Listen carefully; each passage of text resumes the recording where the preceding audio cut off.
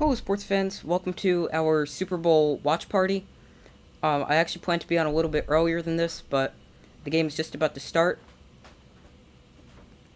Um, and just quickly going over my prediction for the game.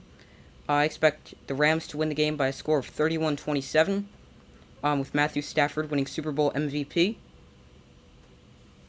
So we're just going to be doing a watch party, so I'll be live for the entire Super Bowl, watching the game right here, and then I'm going to just you'll see my reactions and my thoughts on plays and what they should do and all that fun stuff. So just make sure, just let me know if the audio quality is good, bad, if I should change it or not. I think everything should be good right now. And right now we're just waiting for the game to start. So,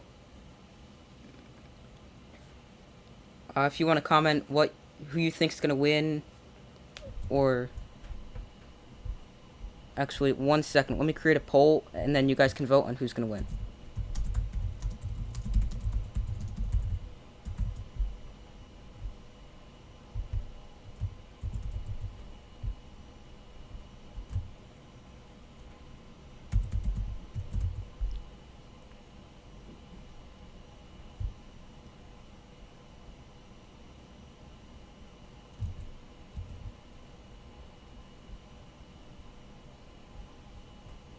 Alright, I just put out a poll. So now you guys can be voting on who you think is going to win Super Bowl. So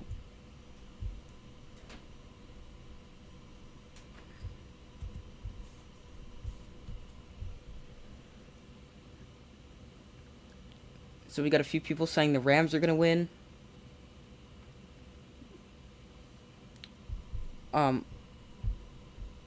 I think the Rams are going to win. I think it'll be close, though. I could also see Evan McPherson walking off with the game-winning field goal like he did against the Chiefs and against the Titans. I really think this game comes down to the play of the Bengals' offensive line. If the offensive line doesn't play well, then I don't see really a way for them to win unless Joe Burrow is just really good.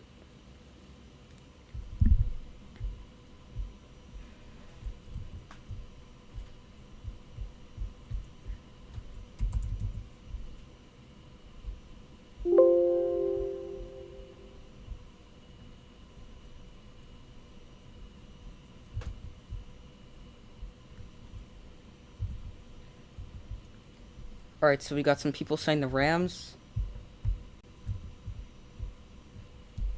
Still waiting for the game to start here. So the Bengals, they have a very good defense. I think they could definitely win the game with their defense. I think their defense is good enough. They were able to hold the Chiefs to quite a few. They were able to hold the Chiefs to a few points in the beginning of the second half of the game that was last week. So, looks like the game's just about to start.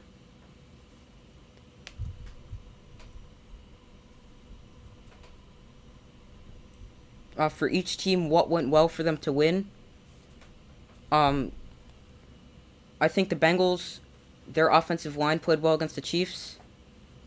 I'm assuming that's what you meant for the conference championship. But for the Bengals, their offensive line played pretty well. They didn't give up many sacks. And their defense definitely played very well, containing a explosive Chiefs offense. And for the Rams, they weren't able to get consistent pressure on Jimmy Garoppolo. However, the 49ers did have a great offensive line. So, but the rest of their defense played pretty well. And then Matthew Stafford played very well for the Rams winning.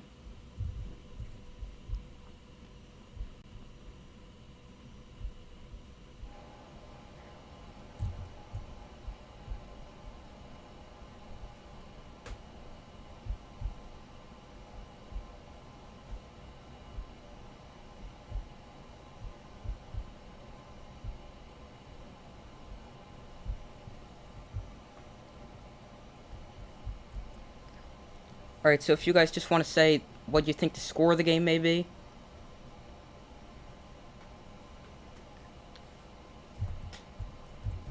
Do I think the Rams have an advantage being in LA? They could. However, I think I saw somewhere that 53% of the stadium is Bengals fans. So it could really end up going either way. But I do find it very um, pretty cool that a team's hosting your Super Bowl 2 years in a row. Last year being the Buccaneers winning and hosting their own Super Bowl. So Evan McPherson's just about to kick off. The Rams are going to get the ball first.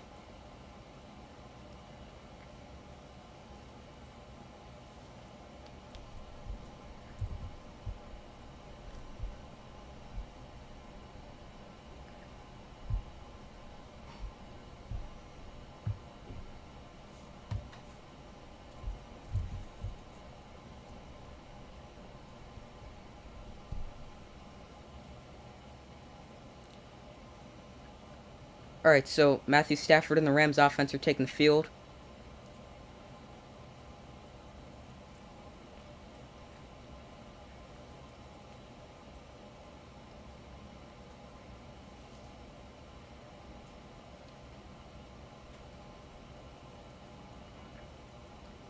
First play of the game.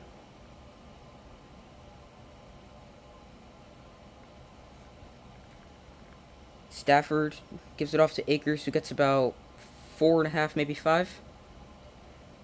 I definitely think getting back Cam Akers for the playoffs after his torn Achilles in training camp was definitely a big boost for the Rams. Because it allows them. While Darrell Henderson was good, Sony Michel was good. I think Cam Akers is definitely the best back of all three. As Stafford hits Akers again, and he gets a first down.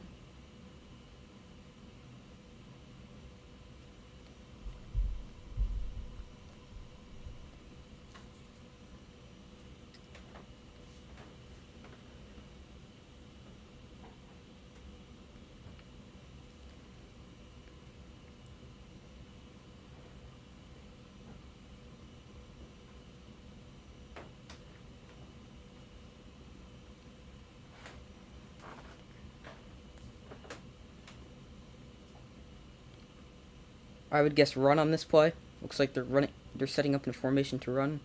Yep, run to the left. Akers stopped at the line of scrimmage. So I think both teams definitely need to be able to run the ball effectively. Um, so I definitely expect them to both try to run the ball because as Stafford is sacked by Trey Hendrickson, I think he could be a big factor if the Bengals end up winning.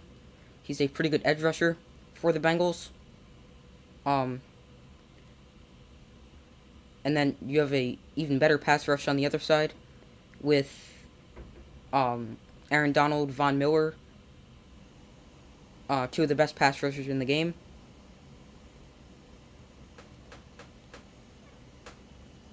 Third and 17. I wouldn't be surprised just to see a draw play here. Nothing too fancy. Stafford.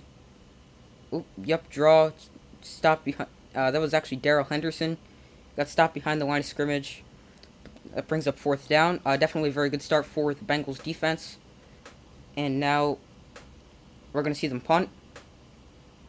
And we're going to see Aaron Donald and the Rams defense take the field, and Joe Burrow and the Bengals offense take the field.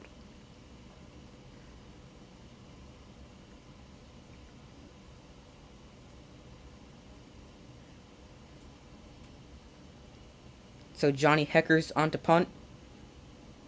He's punted 10 times this postseason for an average of 41.1 yards. Just saw a question, have the Bengals ever won the Super Bowl? No, they have not ever won the Super Bowl. Punt just past midfield as the Bengals offense comes to take the field. Good first showing for the Bengals defense, as I just said before.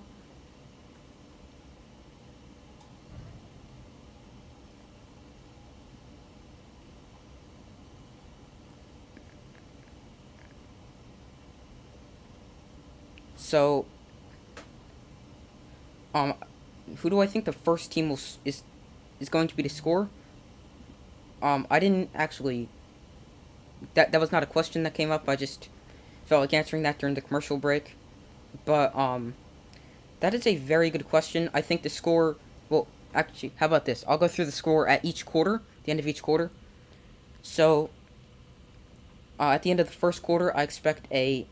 Well, I'm predicting a 10-7 lead for the Rams. At the half, I have the Bengals winning 14-13. The third quarter, not quite sure, but I'm going to probably go with a tie game 24-24, and then the Bengals winning, the Rams winning the Super Bowl 31-27. And just if you hear any strange noises or anything, I actually stream and record in the basement, so obviously my family's walking around upstairs, and they're cleaning up. They're probably cleaning up from our dinner. So that's just if you hear any strange noises.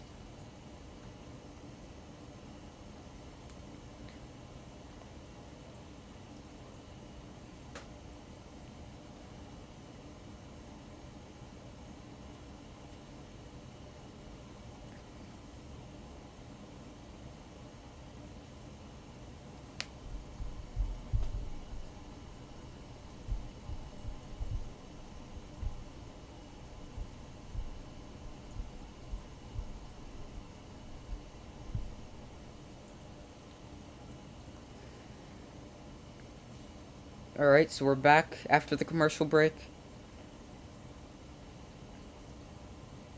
Um,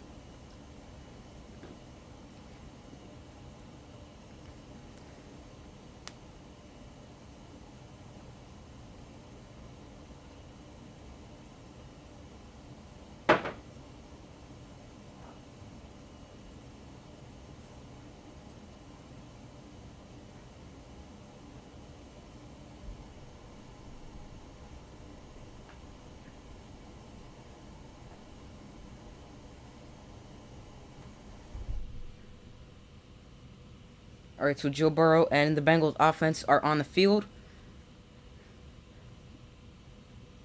Um, just as they're showing the coaches, just a fun fact. Do you know Zach Taylor actually used to be on Sean McVay's coaching staff as Mixon splits out to the top of the screen as a wide receiver. Burrow takes a low snap and finds Tyler Boyd over the middle for just shy of midfield. That'll bring up 2nd down and 2. I think that's a good first play. I wouldn't be surprised if I saw a run from Joe Mixon here. I think it's a good time for the first run for the Bengals. Short yardage situation that you could definitely pick up again on 3rd down. Even if you go backwards, it's still 3rd and manageable.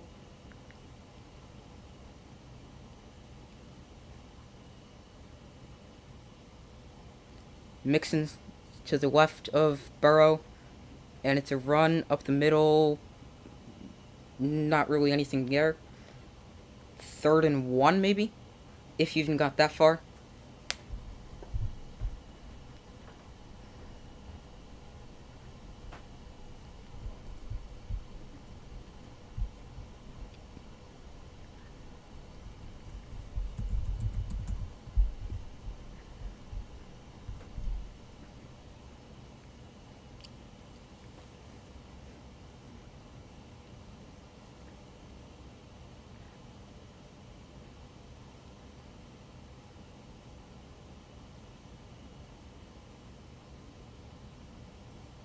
Handoff to Samaje Perine, going nowhere. Probably lost half a yard. And now the Bengals will have to punt it away. So good defensive start for both teams. I would not think the Bengals would go for it here. I think they'll probably punt it away, being so early in the game.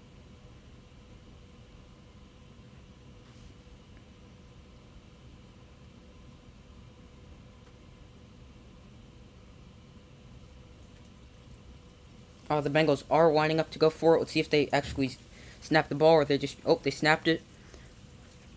And it's broken up. Incomplete. I would not have made that call. I don't think it was necessarily a bad call. because it's very early in the game. I would have preferred to punt the ball away after seeing how well my defense played the first drive. And now the Rams are going to get the football back in great field position at their own 49-yard line. And just so you guys know, you're going to see me change the score at the top of the screen, where it says, right now it says Rams 0, quarter 1, then 0 Bengals. I'll be changing that throughout the game. However, it may take me a few seconds just to do it, so it won't be an instant change.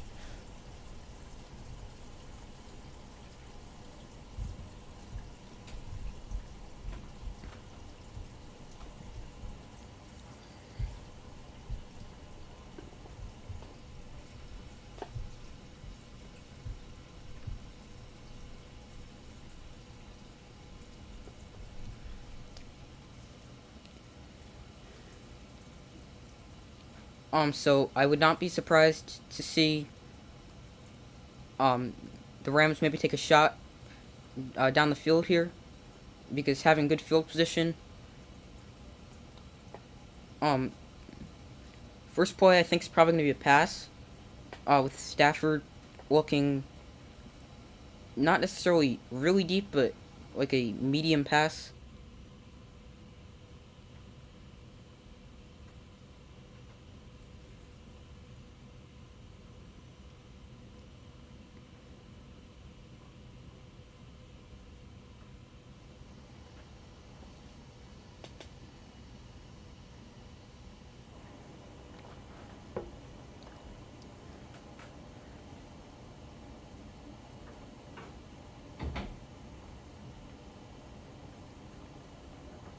So I like the way the Bengals defense was playing in the first drive for the Rams, and I definitely think they will continue to play pretty well. Just so you know, there is a slight delay with what I'm saying, and I can see it on the screen here from what I'm saying against what you guys are seeing. So just so you know, for that it's not right there.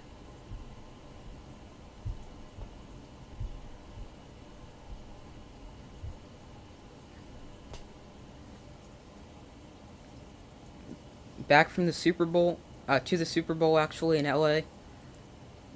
Just showing that fourth down play call. They tried to get it to Jamar Chase, and Joe Burrow was just trying to fit it into a very tight window, with Jalen Ramsey on the outside and the linebacker coming across on the inside of the field.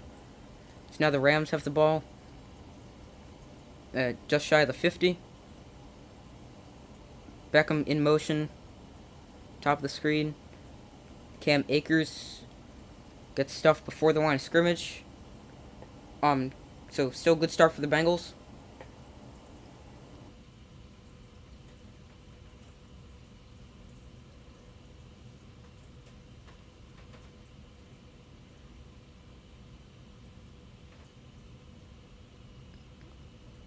Stafford takes a snap, drops back. He's going to run with that and just slide to bring up about 3rd and 4. Maybe 3rd and 5. I don't necessarily think that's a bad decision by Stafford. Get what you can and slide.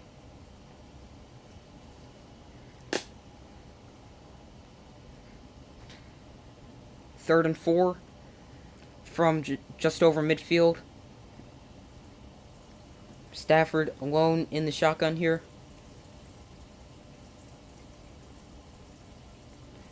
Third and 4.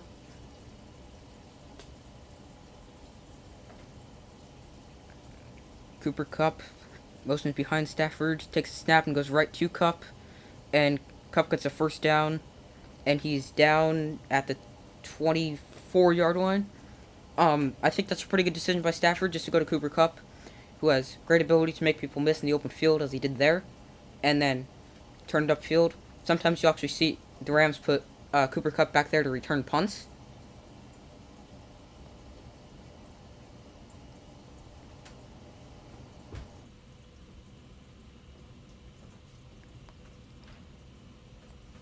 Alright, so 1st and 10 from the 24-yard line, I think. Darrell Henderson is the back here. This is actually his first game in the playoffs, as he missed the previous ones with a knee injury.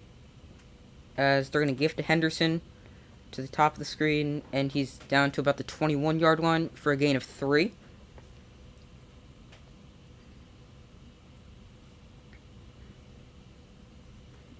So that's going to bring up probably 2nd and 7. I would probably 2nd and 6, sorry. I'm going to think there's probably going to be a pass here.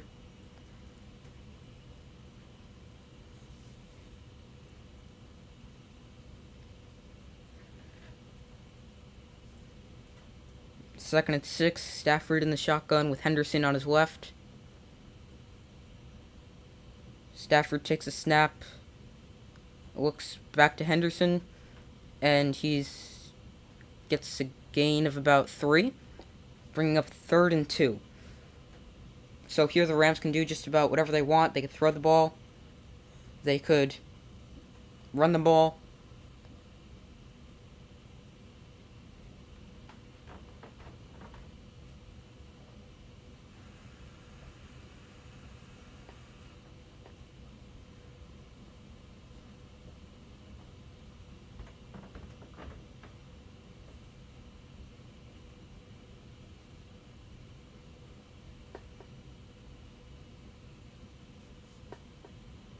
Third and 3. Stafford takes a shot to the end zone. Beckham touchdown, first touchdown of the game.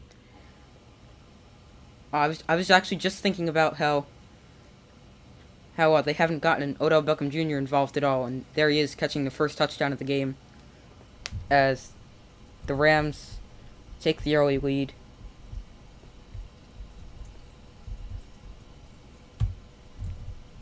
I'm not going to update the score until they kick the extra point.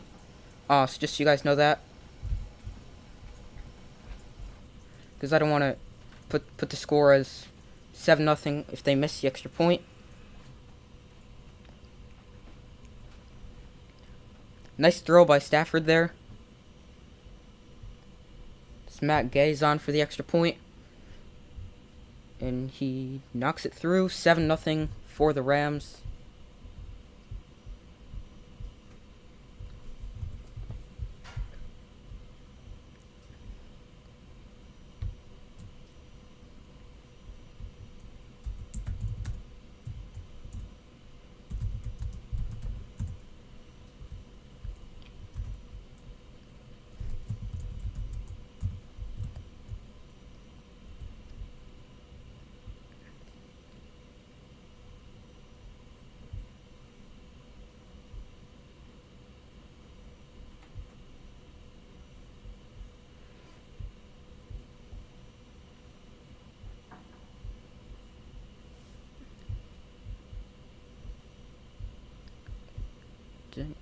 One second, just trying to update this score. Accidentally clicked on the wrong thing here.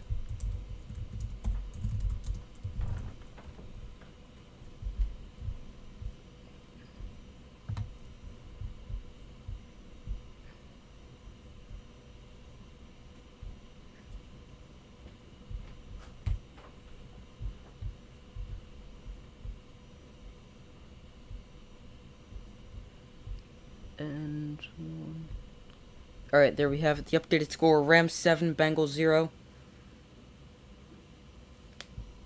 The Bengals are getting the ball back. Obviously after the Rams just scored a touchdown.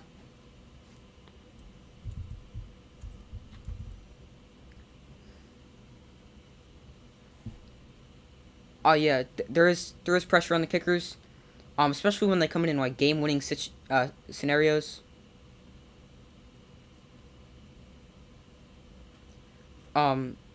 Like game-winning scenarios. As like McPherson did against the Chiefs and against the Titans. Oh, he's cold-blooded. He called a shot against the Titans. And we just got a question. In your opinion, who's the best player on each team?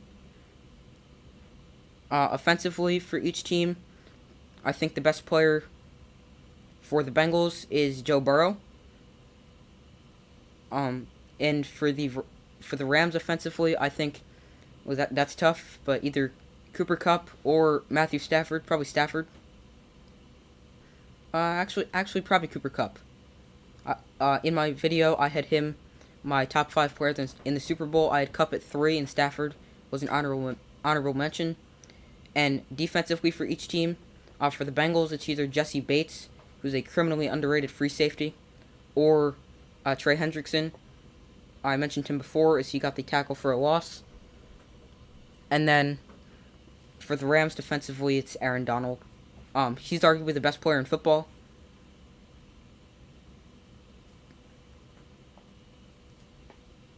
As the Rams kick it away to the Bengals.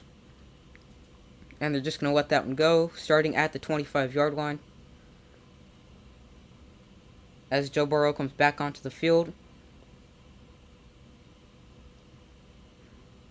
Just to replay the touchdown, they had Beckham to the right, and then they just had him go on a swap fade. Good play call with the single high safety right there.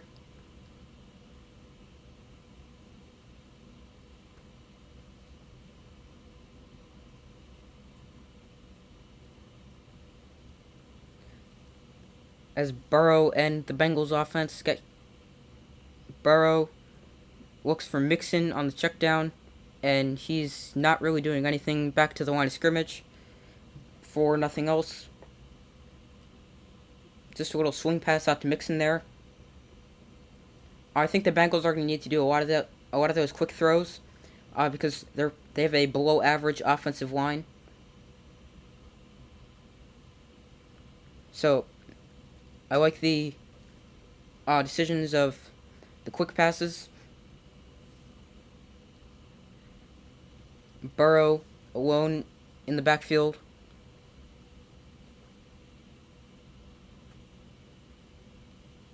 Burrow drops back, and he's hit Jamar Chase for his first catch of the game for about 6, bringing up 3rd and 4. I think that's going to be a key for the Bengals, getting Jamar Chase involved early and often.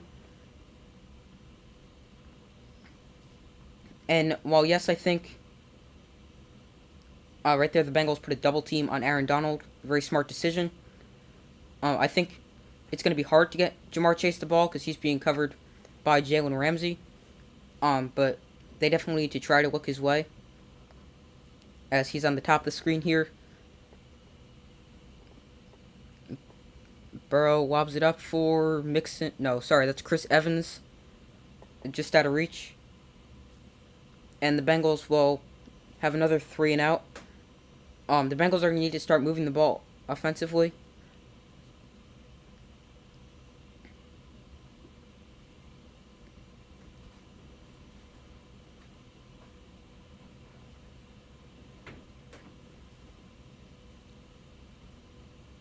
And Burrow had to kind of let that throw go quickly because Leonard Floyd and Greg Gaines were getting to him.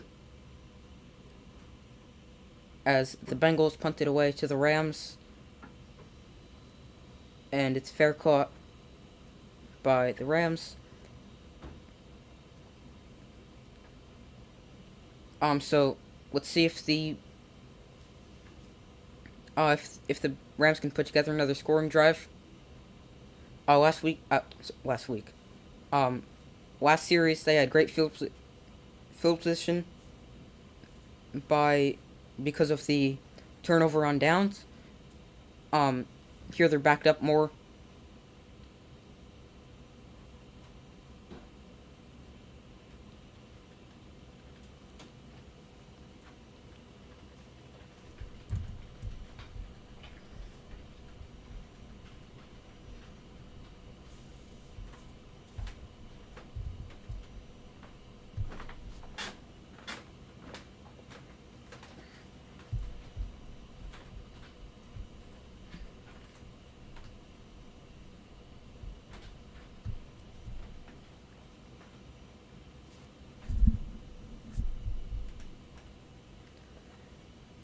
So, I think the Rams had a very good play call on that scoring play to Odell Beckham Jr. So I think actually for the Rams picking up Beckham after the Browns waived him was a great move because he's proved to be a very reliable replacement for Robert Woods, who tore his ACL like 2 days later after they signed Beckham in practice. Um, if they didn't have Beckham, I don't necessarily know if they would be here. Um,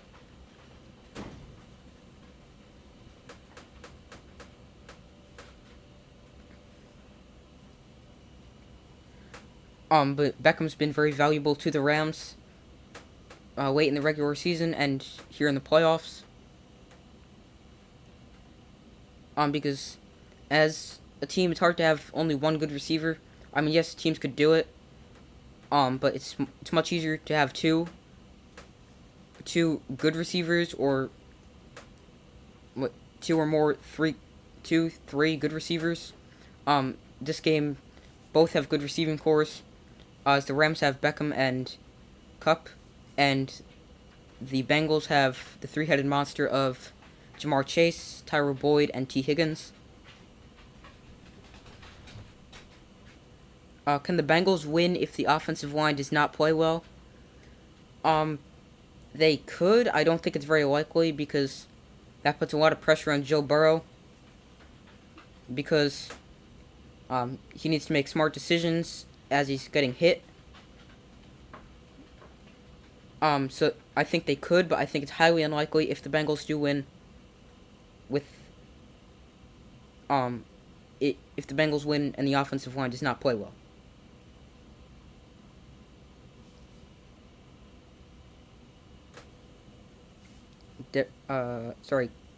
Stafford play action rolls right, and he hits Ben Skoranek for a gain of about 4.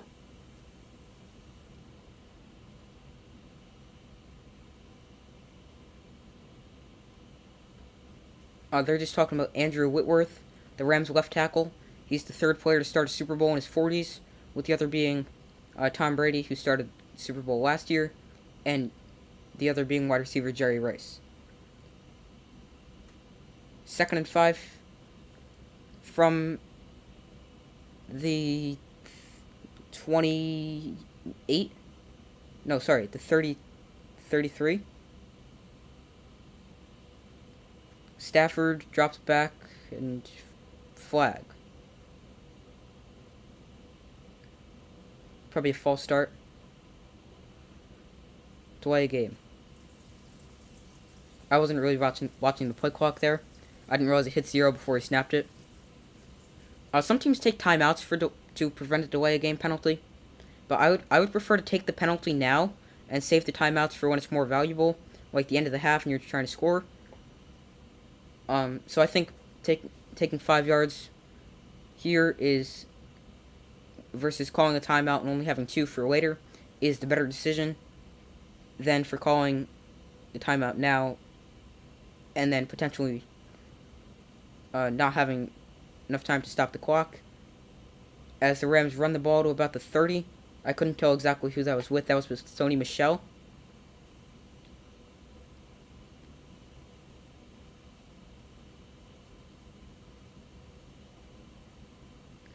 Which team do I think will be winning at halftime?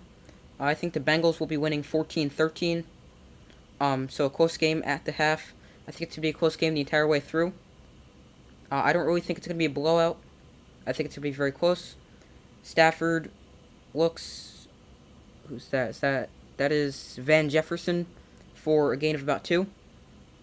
And that's going to bring up 4th down. Another good series by the Bengals defense. The Bengals defense is criminally underrated. Stafford was looking for Van Jefferson there, and he got it there, but short of the 1st down marker. Good tackle there, as Johnny Hecker will punt it away on 4th and 3.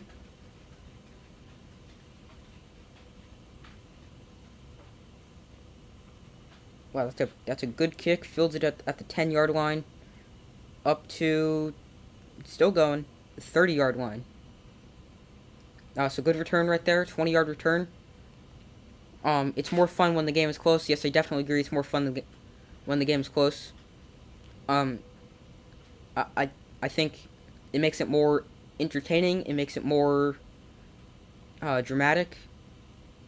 So you can see things like what like I think it's more entertaining, especially because there's more strategy called into calling the plays. Because like if you're up by a ton, then the team just runs the ball and chews away at the clock, and it's not really as good. Um, so yes, it's definitely more fun when the game is close. I think if the game ends up not being close at any point, I do think that either team will come back. So like if the Bengals get down 14-0 early, I think they're gonna come back. They came down 21-10 at the half against the Chiefs. I actually made a mistake on that when I was talking about my predictions for the for this game. Because I said both teams actually came back, and the Bengals came down 21-10 at the half, and I thought they were down 21-3. However, they were down 21-3 at one point in the game.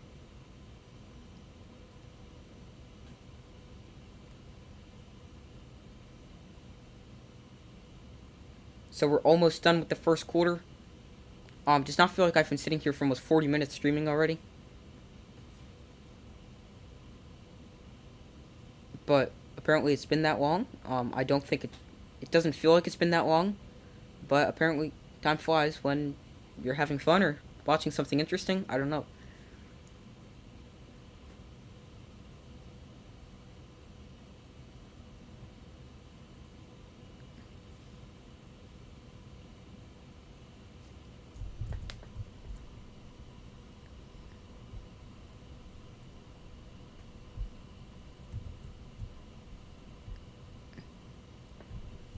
Do I think there will be a safety in this game? No, not really. Safeties are pretty rare to begin with. I don't think there's going to be a safety in this game in the Super Bowl. Um, if there would be a safety, I do think it would be with the. I do think it would be the Rams getting the points. However, both teams do have really good pass rushes. So either team is really capable of getting a safety, but I don't think there's going to be a safety in this game. As they just put a graphic up on screen, the first postseason matchup between the two youngest coaches in the NFL, as Sean McVay is 36 and Zach Taylor is 38.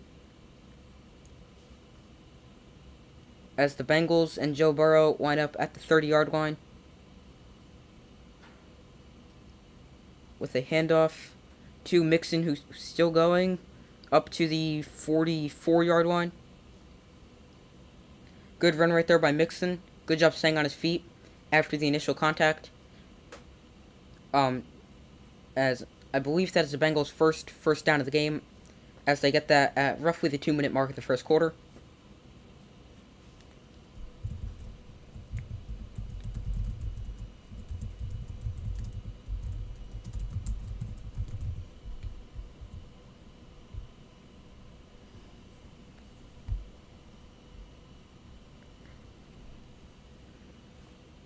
As Stafford takes a shot downfield and it's caught by Jamar Chase. Wow, what a play. I was looking up the inactives for the games just to see if either tight end was playing, because they were both out with MCL sprains. But they're both playing, either are inactive.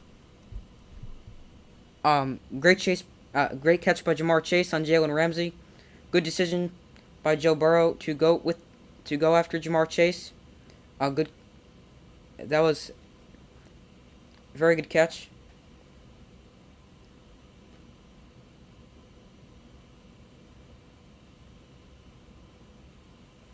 As the Bengals are at the 11-yard line in the red zone for the first time in the game, Burrow tipped up in the air and bounces incomplete. That was tipped at the line of scrimmage by one of the Rams' defensive linemen. Looks like it was Von Miller.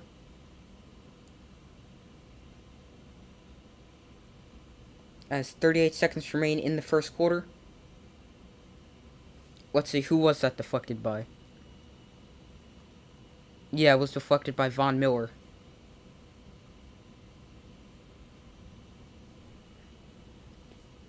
Alright, 2nd and 10 from the Rams, 11 for the Bengals. Burrow, quick pass, over to Mixon, incomplete. That actually might have been for the better, because Eric Weddle was coming up to make that tackle, and that could have been a loss of yardage. Yeah, Mixon would have gotten hit right when he caught it. He got hit anyway by Eric Weddle, who actually came out of retirement for the playoffs to play for the Rams.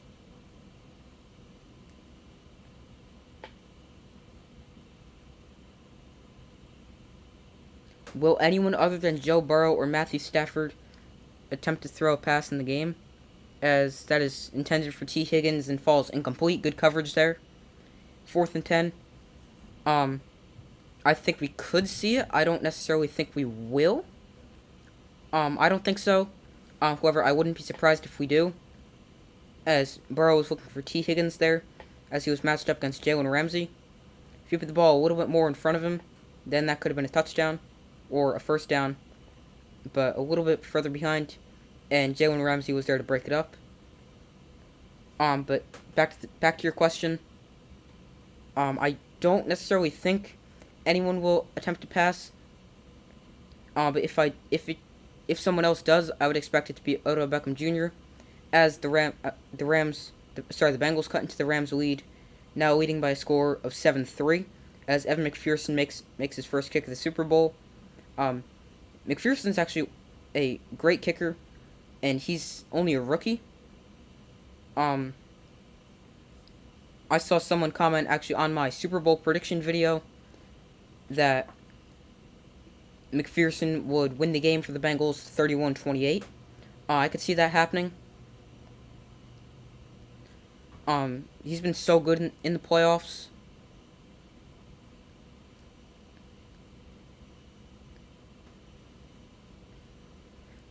Good drive by the Bengals, putting together their first points of the game.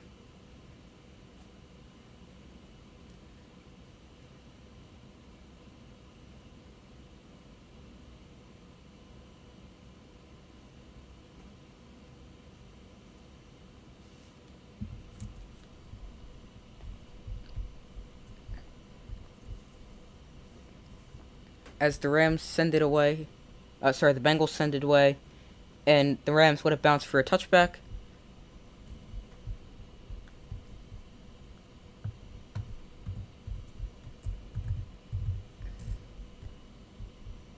The first quarter is about to end, so whoops. And I also have to change the graphic for the Bengals field goal.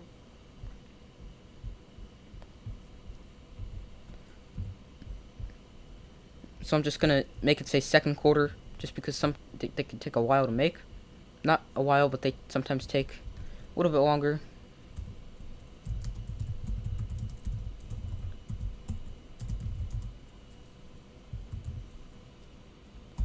There's 18 seconds remain in the first quarter.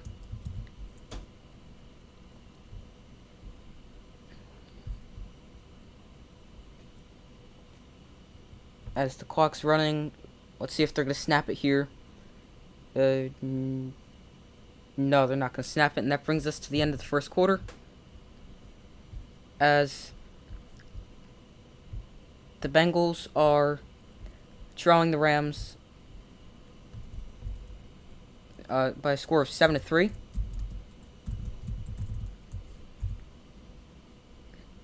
I was close with my score prediction there. At the end of the first quarter, I said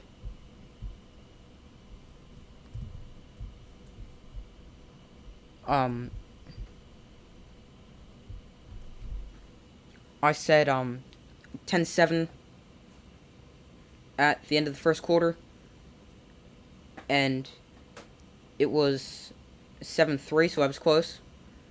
However, I did have the right team winning. Question: do you think there will be a successful field goal of 45 yards or longer? Good question. Yes, I do think there will be, because both kickers can hit from distance, and I wouldn't be surprised if either team attempts a really long field goal. They're not quite sure borderline field goal range, and then they're going to send their kickers out because both are good hitting from distance. So yes, I do think there will be a field goal made from 45 yards or longer this game.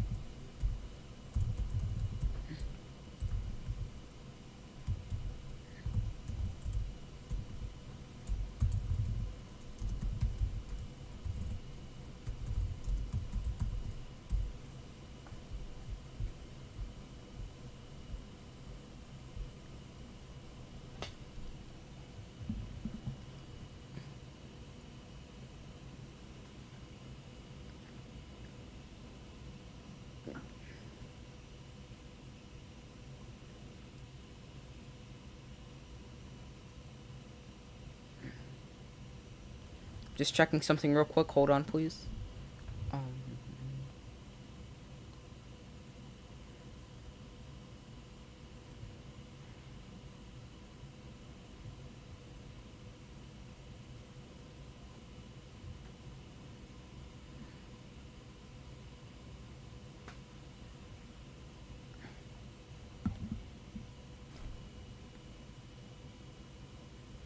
okay. So at the start of the second quarter, the Rams have possession of the football with second down and 11. I'll answer your question in 1 second right after this play. As the Rams have the ball at their own 24-yard line. Stafford across the middle, too high for Kupp, almost intercepted by... I couldn't tell who that was back there.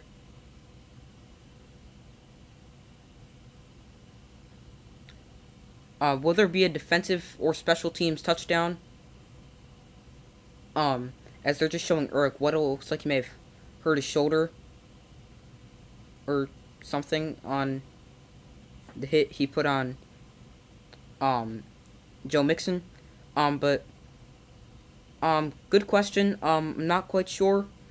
I'm gonna go with no for this one. However, I would not be shocked if there is. 3rd and 11. Stafford takes a snap, drops back. Goes. There's Beckham. His defender fell down as he shoved out of bounds. Big gain there on 3rd down and 11. Stafford to Beckham again. They connected on that touchdown pass earlier in the game.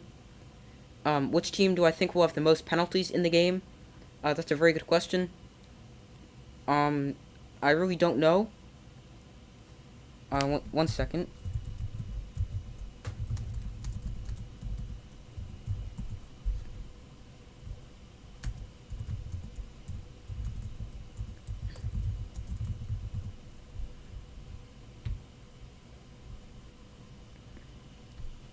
First and 10 from the 41. Stafford looks back across the field over to Darrell Henderson, and he's out of bounds there. I don't necessarily know who will have more penalties. That is a very, very good question.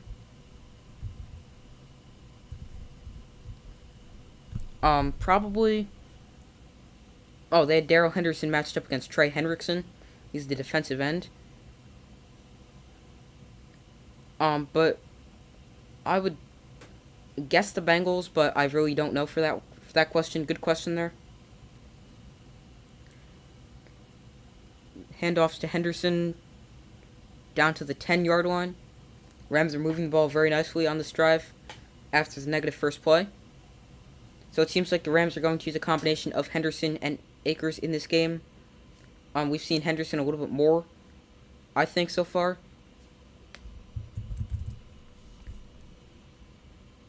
So 2nd and 4 from just about the 10-yard line.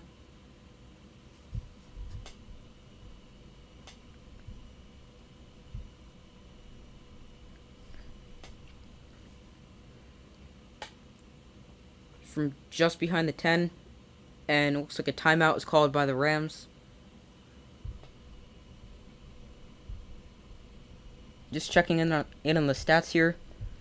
Yeah, Darrell Henderson has carried the ball 3 times and caught the ball twice, as Akers has carried the ball 4 times and caught the ball once. Just Matthew Stafford is the leading rusher for the Rams, and he's not that much of a runner. So the Rams, outside of Stafford, they've ran for 11 yards on 8 carries. That's not that great. The Bengals aren't much better. As a team, 3 carries for 14 yards. 2nd and 4 here.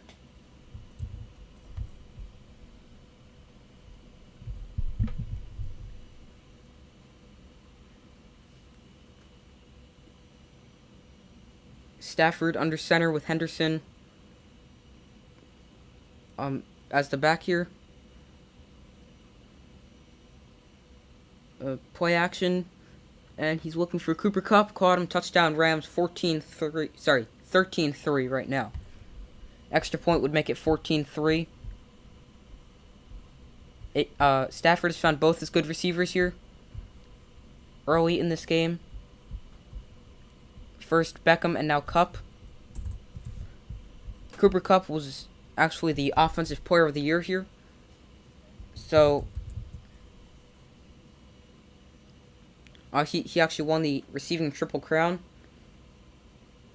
which is leading the league in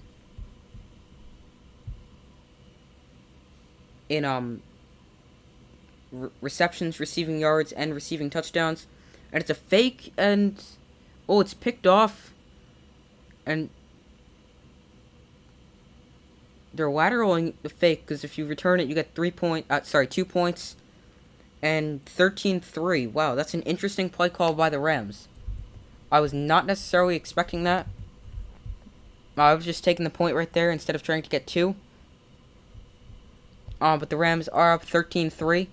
We've already hit the score of the Patriots-Rams Super Bowl a few years ago, as they tried to have the holder or punter throw it back to the kicker, and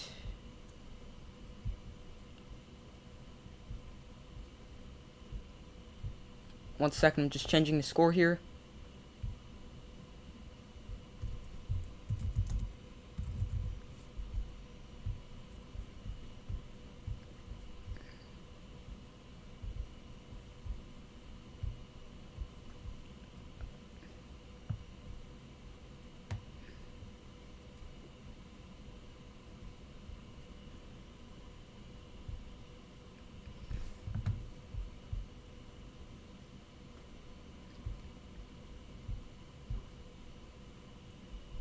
One second, I'm just removing a few extra things I've got here that I don't need, because I've already put them up on screen, such as when the Rams scored their first touchdown.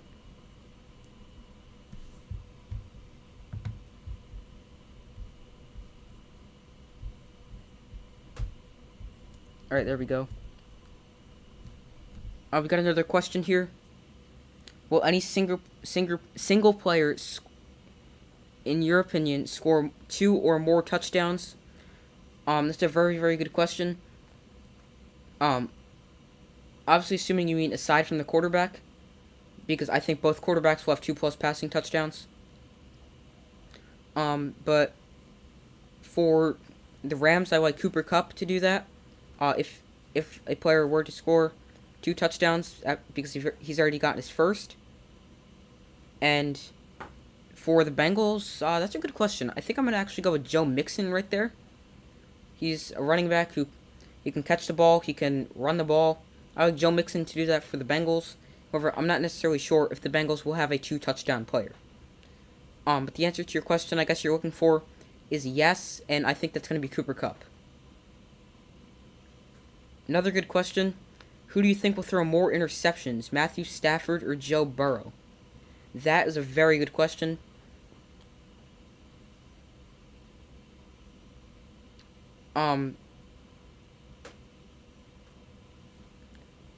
So I'm really not sure. Both have been pretty good to start the game. Um, but I'd probably go with Joe Burrow. However, I don't really think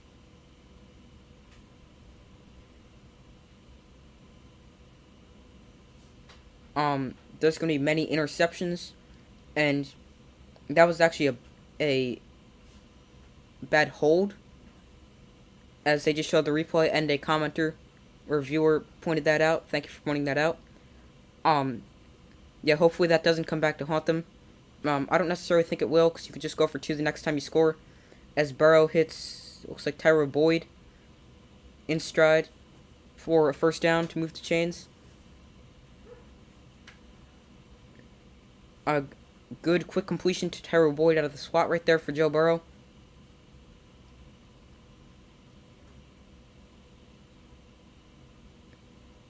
The score at the end of the first quarter was, let me check just to make sure I'm giving you the right score. I believe it was 7-3.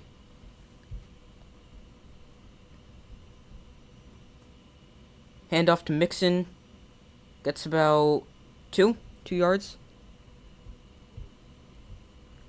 The score at the end of the first quarter was 7-3.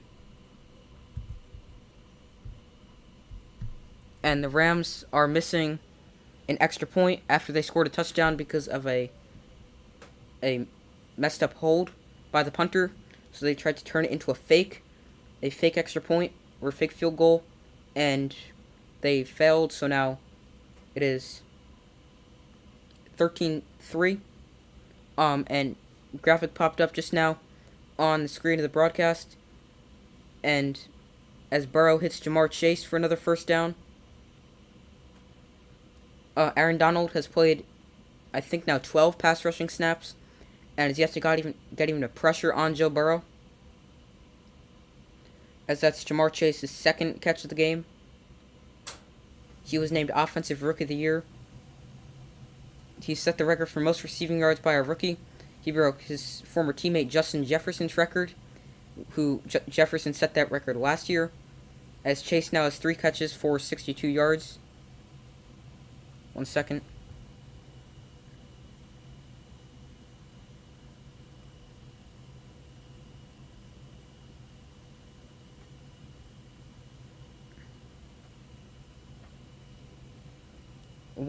I'm gonna miss this play because the broadcast stopped for me for a second, not quite sure why, and now it's not wanting to load. 1 second. Sorry about any inconveniences. Watch, the one play I missed is like a bomb to Jamar Chase, and the Bengals have cut into this lead. Not quite sure what they did here. Actually, let me check what they did on first down, because now it's second down. Oh, here it is. Just looks like an outside run with Joe Mixon for not much. 4-yard run. Oh, a little more than I thought for a run for Joe Mixon.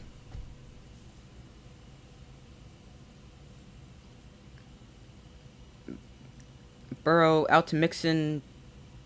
Nothing. Back to the line of scrimmage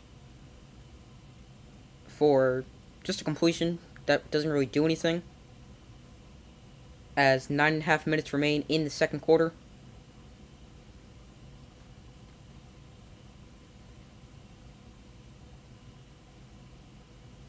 As that brings up 3rd and 6.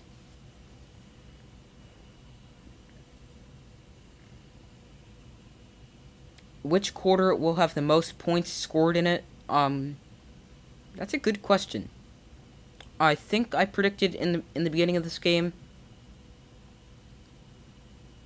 that hold on, let me think for a second. After this play, is Burrow hits, I think that's T. Higgins, and the Rams just keep pulling him forward. Yeah, that's T. Higgins. Just bit my tongue when I said that. And he's up to the Rams' 19-yard line. So there was 10 points scored in the first quarter. There's now been 6 scored in this quarter. I predicted 10-7, so that was 17 points. But that's obviously wrong. It's a good question. I'm gonna probably go with not necessarily any quarter in the first half, so that would just mean the second quarter. I'm gonna probably go with either the third or the fourth quarter. Probably the fourth quarter, just because the defenses are getting tired. As Mixon scampers out of bounds after about, I think that was 3 yards. But probably the fourth quarter, because the defenses are getting tired. And teams are going to be trying to come back.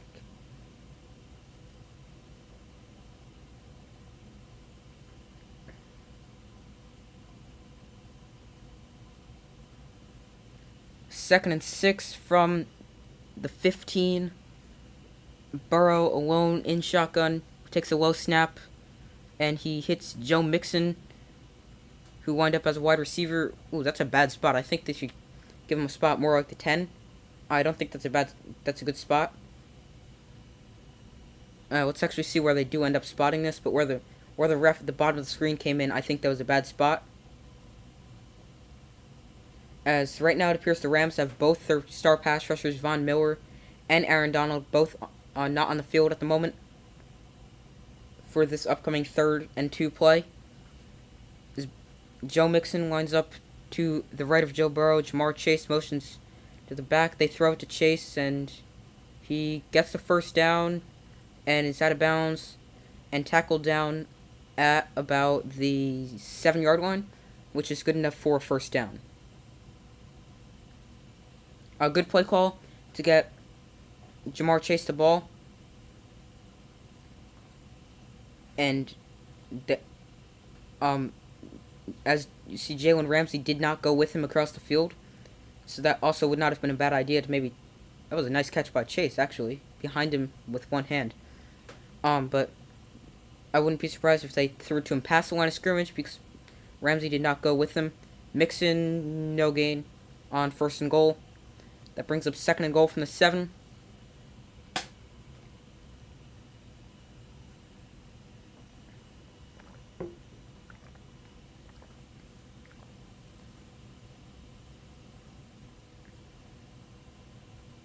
As we approach 6 minutes remaining in the second quarter. 2nd and goal, Burrow under center with Mixon standing back. Toss to Mixon, toss to the outside. Oh, he's going to throw the pass. Touchdown, T. Higgins. Nice play call by the Bengals.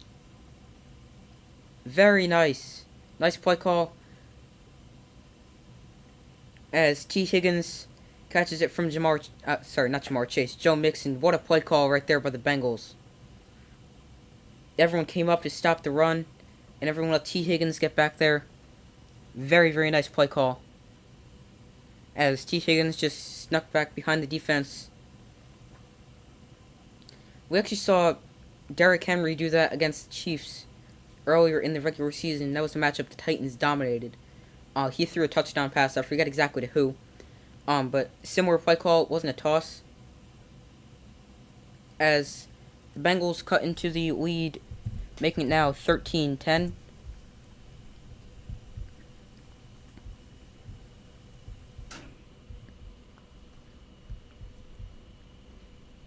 And now we've officially passed up the score that the Rams-Patriots Super Bowl had. They had a combined 16 points. We've got a combined 23 points. So, early in the game, it appears the Bengals' offensive line has been pretty good.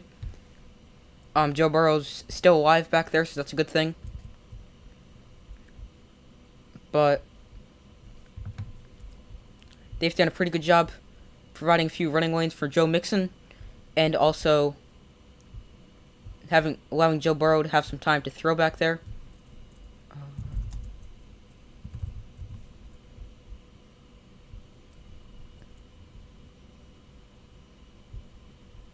I'm just updating the score for you guys, as the Rams are now up 13-10 in the second quarter.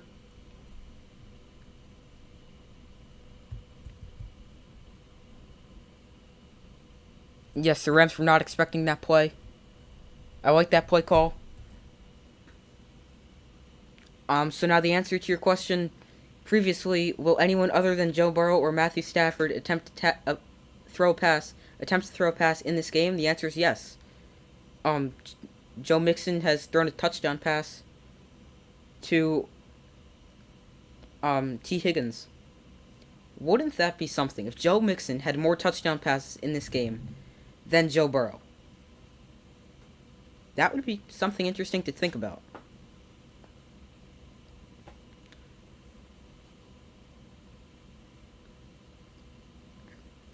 But I don't necessarily think that will happen. Yeah, not really. I think Joe Burrow will... I think they could have thrown the ball there with Burrow if they wanted to. I think they just wanted to attempt to run the ball, and then I like that play call a lot. Getting everyone going up to stop the run on the toss play, and then throwing it to Higgins. So at first when I saw that play, I was wondering why Mixon took such a wide turn, I guess to call it, and went back so far. It's because he wanted to be able to throw the ball. And he had to sort of get it up a little bit higher, because Mixon or any running back is not as tall as a quarterback, unless the quarterback's name happens to be Kyler Murray. But he had to make sure he got it up over the offensive lineman and defensive lineman, as the Rams will get the ball at the 25-yard line, as the kick sails through the end zone. As they're showing a replay, T. Higgins apparently was matched up against the safety, and the safety came up to stop the run. Then once he saw and tried to get back, he was out of position, and Higgins was wide open for touchdown.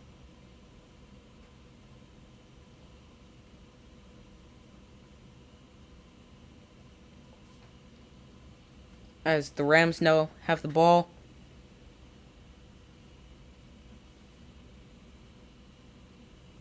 As they run the ball with Cam Akers forward for about 6.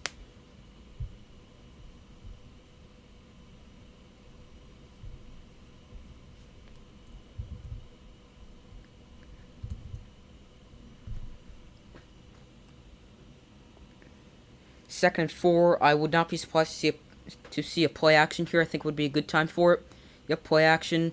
Stafford goes over to Van Jefferson, who's got nobody that close to him, and he's down. Ooh, big hit at the 44. Good play call going with the play action there after that successful run. That's another advantage running the football has. You could try to get them biting on the run during play action.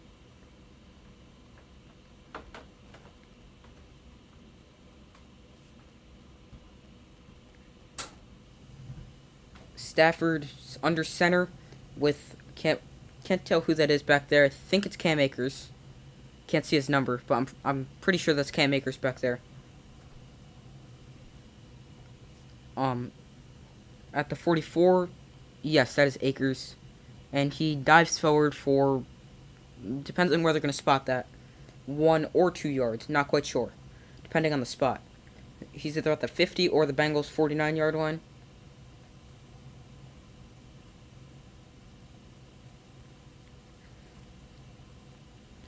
I think we're probably going to see a pass here on 2nd and 9.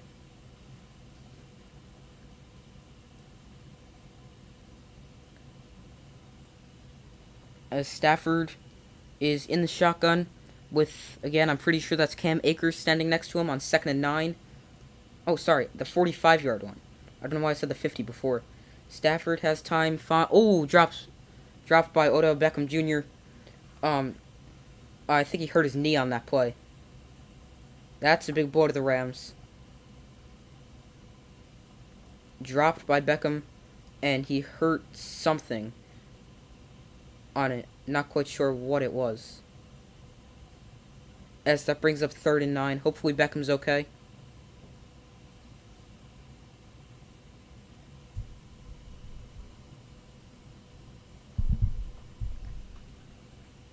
As they go to a commercial break, as Beckham gets tended to on the field.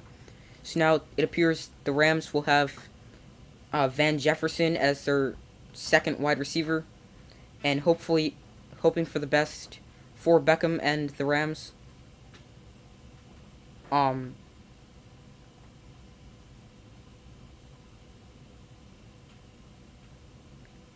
So hopefully Beckham's okay. Now that's gonna force the Rams to spread the ball around a little bit. Other receivers they have on the roster, I know they have Van Jefferson. They've got the rookie Ben Skoranek out of Notre Dame. They have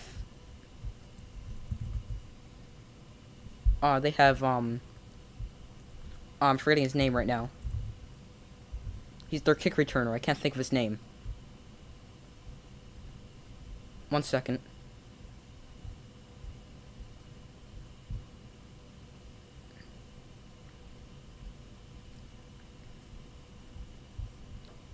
Depth chart. Just checking the Rams depth chart right now. That's it, Brandon Powell.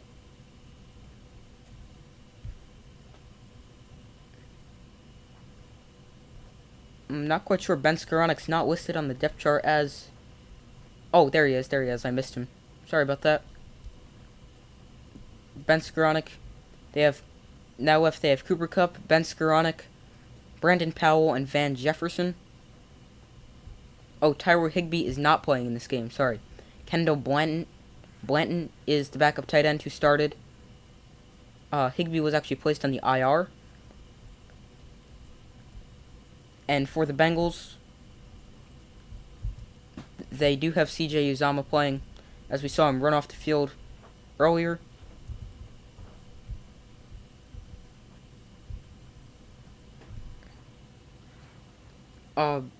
That could be a big injury if he's hurt. Yes, that could be a very big blow. Looks like a potential non-contact ACL. Yeah, he wasn't touched, as he gets helped off the field. We saw something like that, something similar. Let's see the replay. Yeah, just maybe a bad step. We saw something similar like that happen with Jameson Williams in the college football national championship.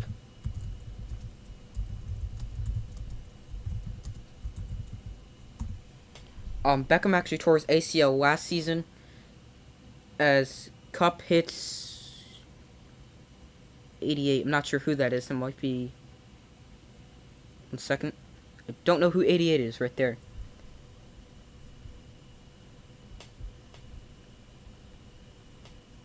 But Beckham tore his ACL last season against... Sorry, I don't know who it was against. Oh, it was against the Bengals. Wow, how about that? He suffered a torn ACL in Week 7's win over the Cincinnati Bengals.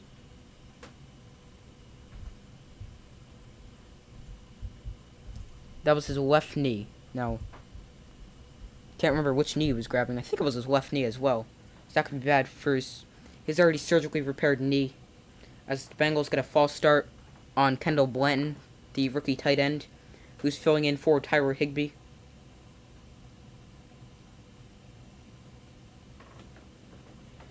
As we approach 3 minutes remaining, there's Tyler Higbee. They're showing him on the screen right now.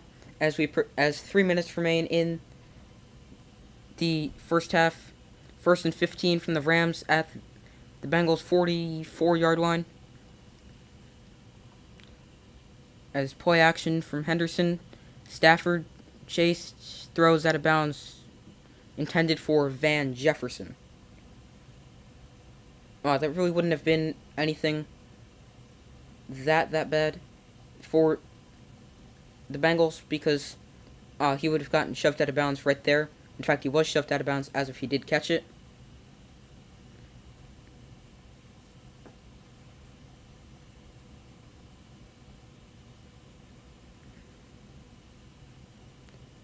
Second and 15. I wouldn't be surprised to see them run the ball here just to get a few yards back.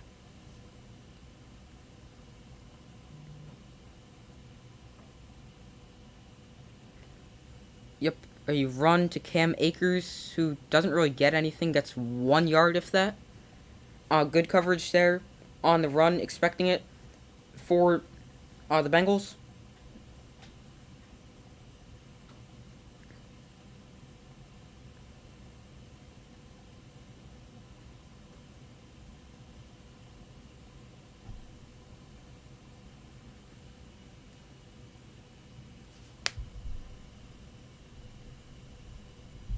As Stafford gets chased out of the pocket, he's directing traffic, going deep for... Oh, it's picked off! Picked off by Jesse Bates, intended for Van Jefferson. There's the first turnover of the game. Well, technically the second if you want to count the turnover on downs early, as Jesse Bates picks off Matthew Stafford in the end zone. Van Jefferson was back there. He told him to go deep. He threw it, and... well, nothing there for him, except an interception by Jesse Bates. Bates could definitely be something to look out for on defense. He's criminally underrated. And he comes up with a big play there for the Bengals. Yeah, is right for the Rams.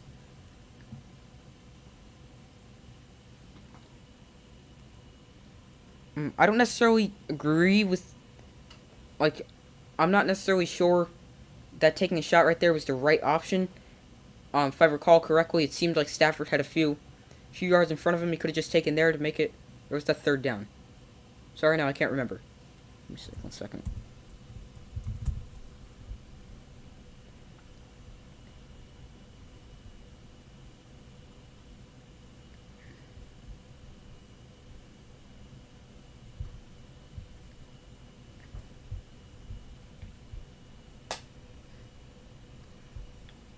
One second. I'm just trying to figure out if that was...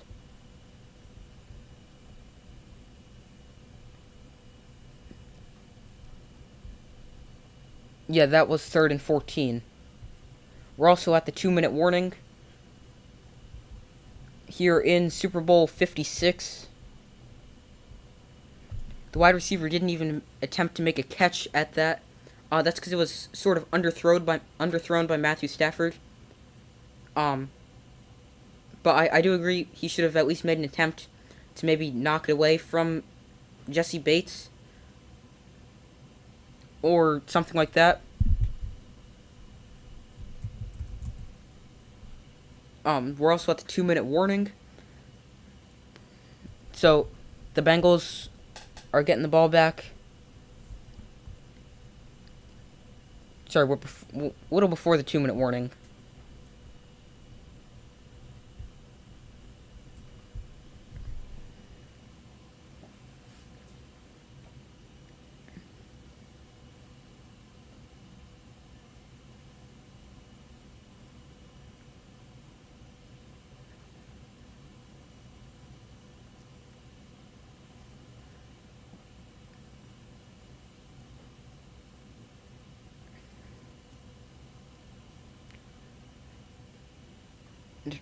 Back in LA, SoFi Stadium, for the Bengals to get the ball after Jesse Bates picked off Matthew Stafford in the end zone. As Jefferson was lined up in the slot, and he was running a post route that ended up with a 15, and Stafford told him to go deep. Yeah, Jefferson didn't make an attempt at it because it was underthrown. His momentum was taken backwards. Good play there by Jesse Bates.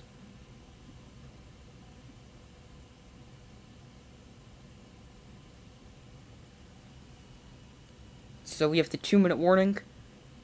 And then Burrow takes a snap, and he throws a little high, but still caught by T. Higgins.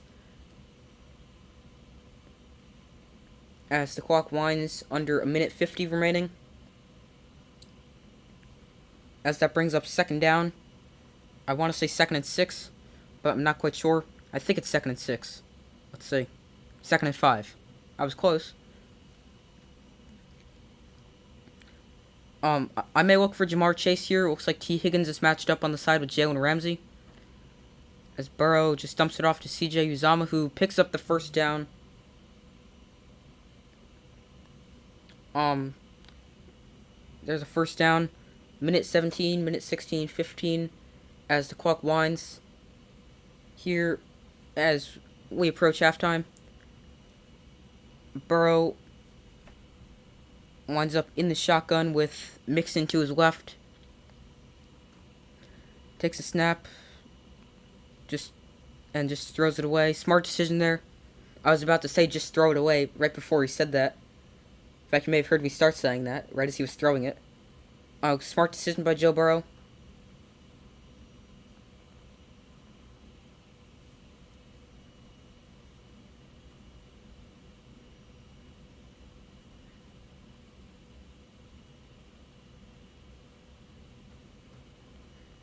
As the Bengals now have 2nd and 10 from their own 21-yard line.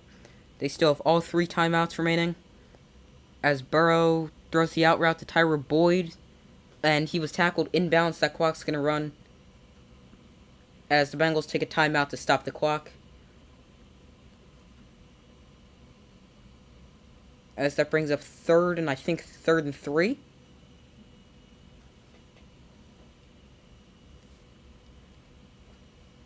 So now both teams have used their first timeouts.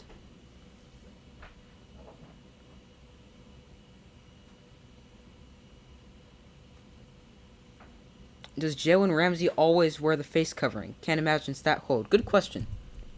1 second, let me check that for you.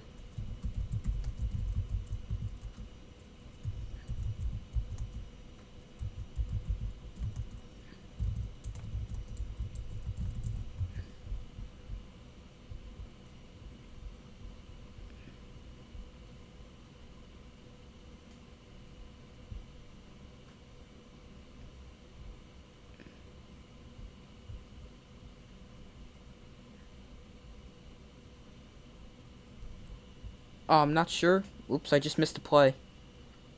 And, well, 4th down. But I'm not sure to answer your question. Good question, though. Here it was. Looks like he was looking for Jamar Chase, who was matched up on Jalen Ramsey. Nope, sorry. I missed the play, so I wasn't paying attention to what happened.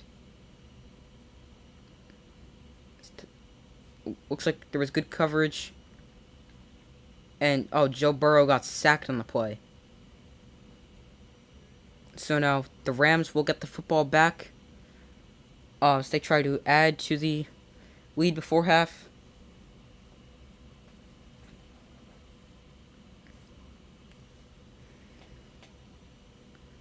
Fourth and 14, yeah, definitely a sack. 42 seconds for the Rams as they took a timeout to stop the clock.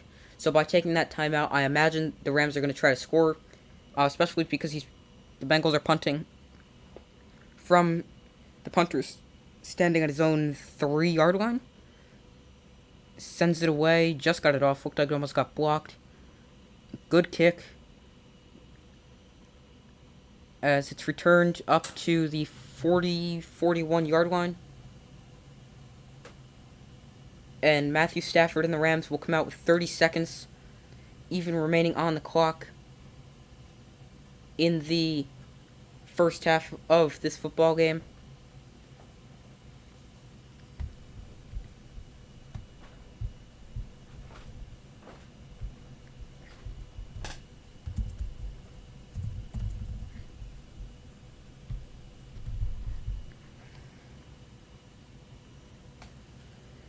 So if I were the Rams, I would definitely try to put together a scoring drive, especially since I'm at the 40-yard line already.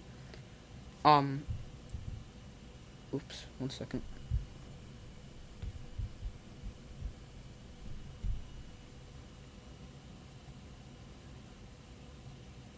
But I would definitely try to put something together if I were the Rams. Especially since you're only up by 3. It's a very close game still. And they're at the 40-yard line. They still have one timeout.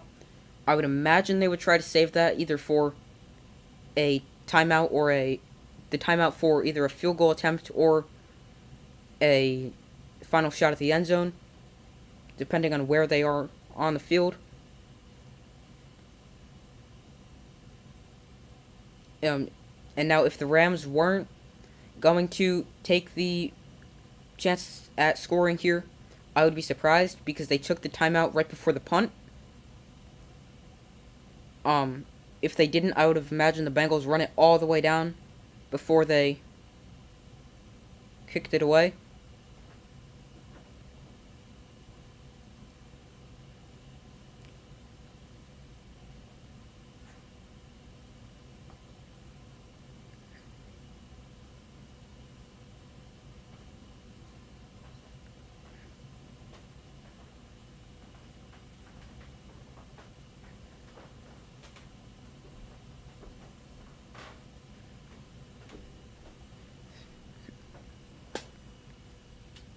I would imagine the Rams would try to use things to get out of bounds, to stop the clock, because getting out of bounds stops the clock.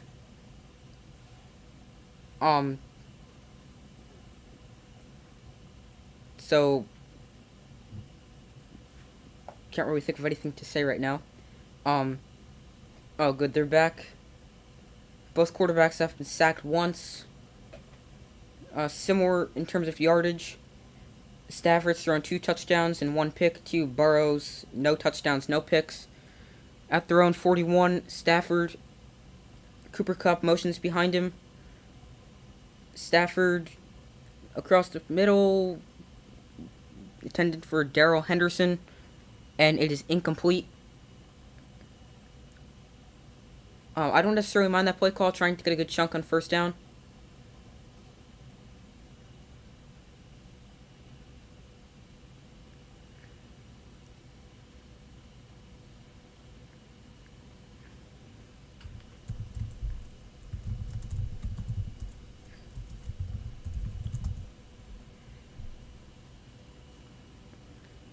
Uh, Odell Beckham Jr. is questionable to return to this football game after leaving with a knee injury, as Cooper Kupp, he stays in bounds. Wow. And he's at the 30-yard line.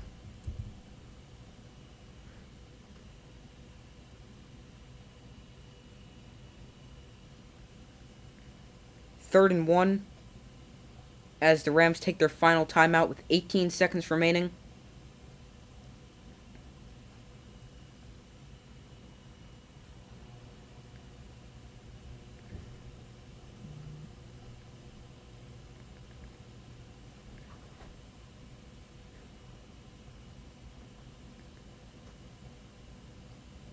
So now they're definitely going to try to use the sidelines unless they can go get a big chunk play down the field, get in field goal range, and spike it to stop the clock and kick a field goal.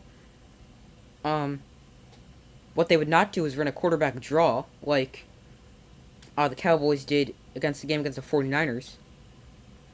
Stafford alone in shotgun, standing at his own 45, ball snapped from the 49. He's going deep for Brandon Powell. No, sorry, that's Van Jefferson. And it's broken up, incomplete. That brings up an interesting decision here. I think the Rams are... Yeah, I think they're going to try a field goal here. Or I'm not quite sure what they're going to do. Because they snapped that ball from the 49. So, that's not... Yeah, they're going to punt here. With 12 seconds remaining, the Bengals still have 2 timeouts. I don't necessarily know what I would expect here from the Bengals, as it is punted, bounces at the 7-yard line and in for a touchback. And there's 4 seconds remaining. I imagine the Bengals just take a knee and end it at halftime. But I'm just gonna wait and see what happens. I mean, 4 seconds. You don't want to accidentally throw a pass and have it get picked off.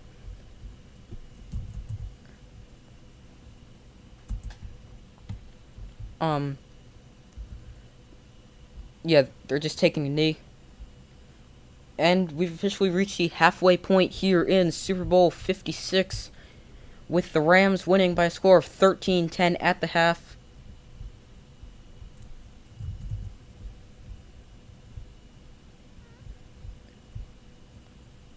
And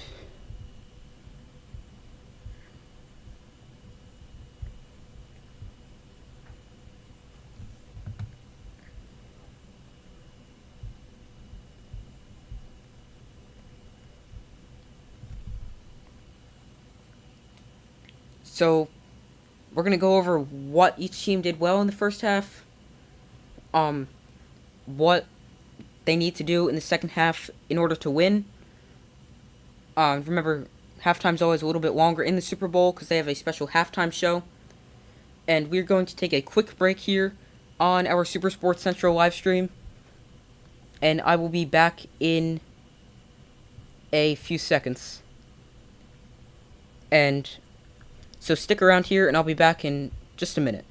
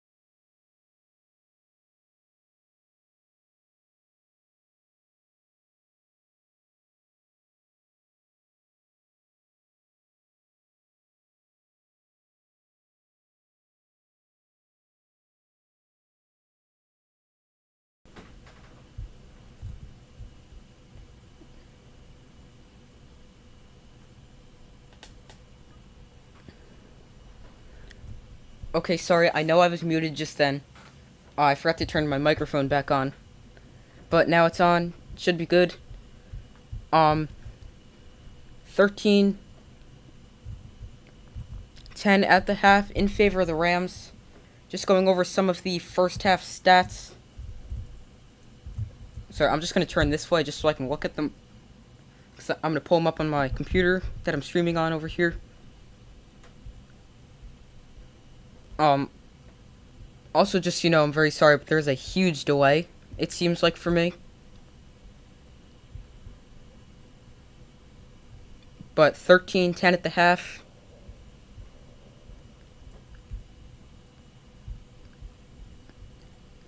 So, just going over each team's stats for the game. Both quarterbacks have only been sacked one time, so good play by the offensive line. I've especially been impressed by the play of the Bengals offensive line. Sorry, someone just dropped something upstairs. So I'm impressed with the play of the Bengals offensive line. I think they put them in a position to win the game. And if they keep playing like this, I think the Bengals have a real chance at this. So, the Rams have a lot of work to do in the second half. I don't necessarily think there's that much work to do in the second half. But, I mean, each team's going to make halftime adjustments, like always.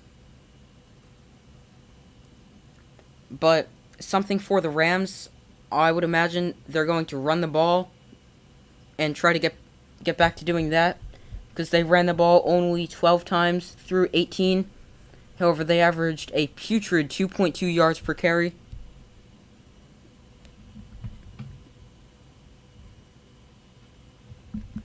Whereas the Bengals averaged 4.3 yards per carry, as Mixon has 7 carries for 40 yards.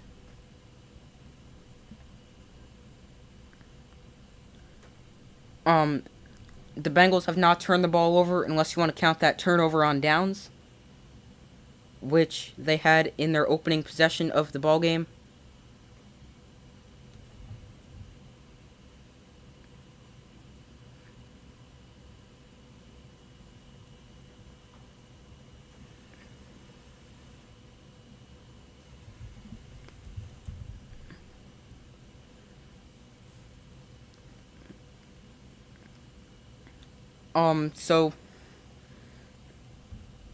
Even though Jamar Chase is mainly being shadowed by Jalen Ramsey, he's the game's leading receiver, as he has 3 catches on 4 targets, and 62 yards. And for the Rams, their leading receiver was Odell Beckham Jr., who left and is questionable with a knee injury. He has 2 catches for 52 yards and a touchdown on 3 targets. No fumbles for either team. Both teams have been playing pretty well. They've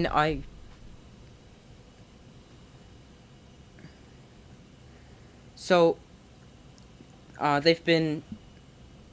The Bengals, I've been very impressed by the play of their offensive line. On defense, they've also played very well. Shutting down a what can be very explosive Rams offense to a very explosive Rams offense and holding them to just 13 points. And I think they've gotten very lucky that it would still be a 1-possession game, even if it wasn't 13-3. 13-10. If it was 14-10, but they got lucky that they could tie the game with a field goal with a botched snap. So if you have any questions for me or anything right now while we're at the half, I'm just going to put a poll out real quick with the score 13-10 in favor of the Rams at the half. Who's going to win?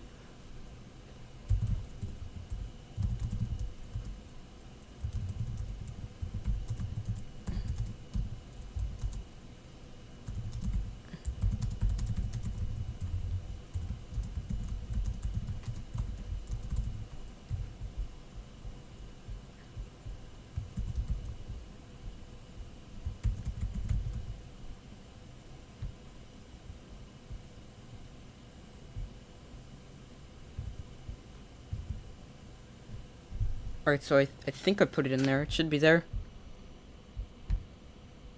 There it is. Okay. Um,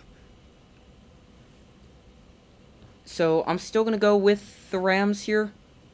It could still go either way. It's still a coin flip. Um, both teams have only given up 1 sack, so the offensive line's been playing very well. Both defenses have been playing well.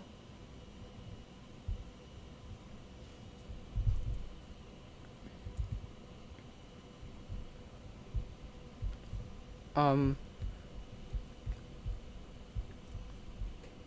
1 second, guys.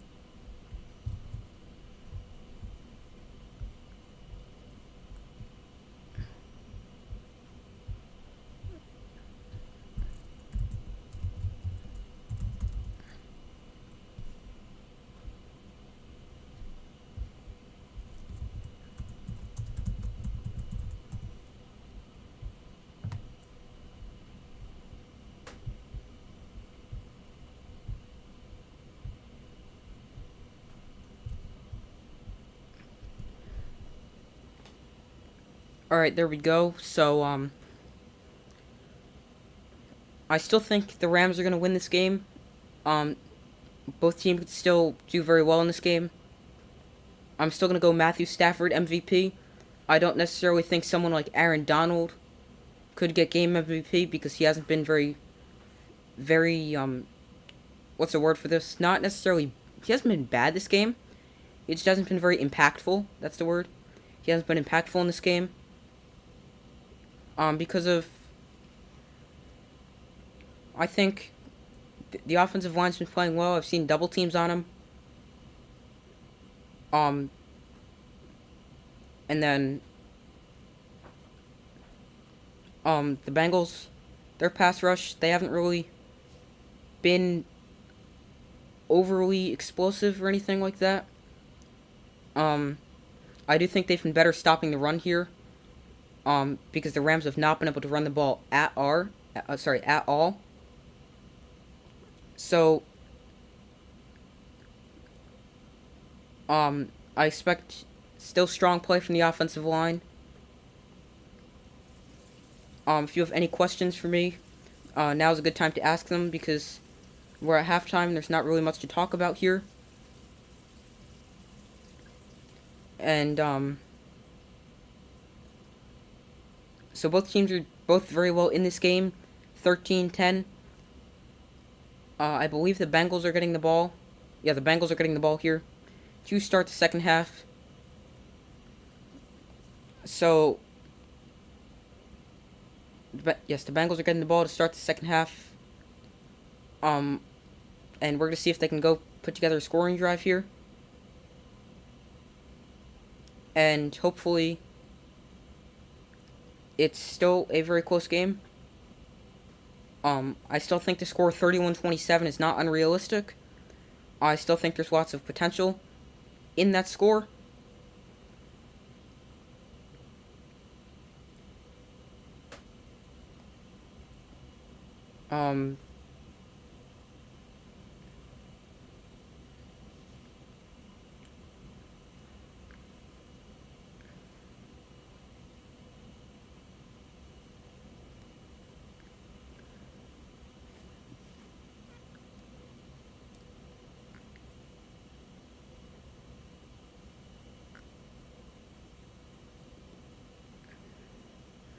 Just something to think about. Jamar Chase and Joe Burrow have never lost a playoff game this season. Or actually ever in their career. With their time at LSU, they've never lost a playoff game. As when they were in the college football playoff, that was the year they became the first SEC team to win the national championship.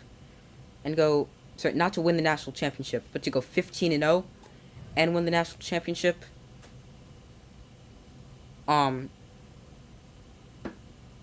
So they were very good together then, and now they haven't lost a playoff game yet this season in their NFL career together either.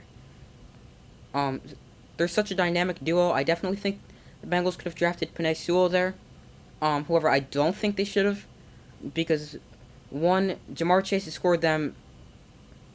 I think it's 14 touchdowns in the regular season.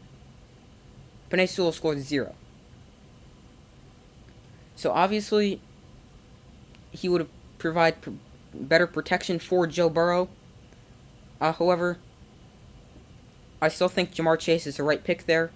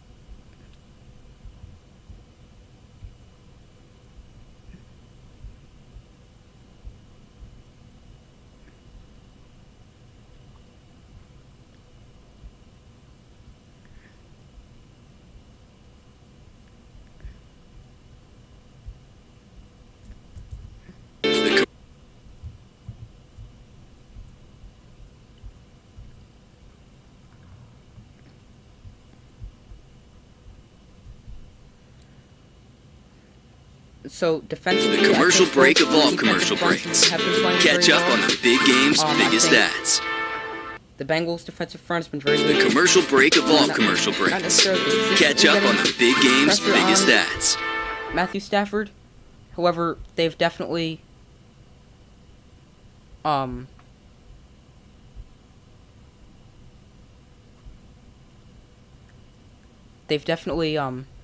been very effective stopping the run and the pass.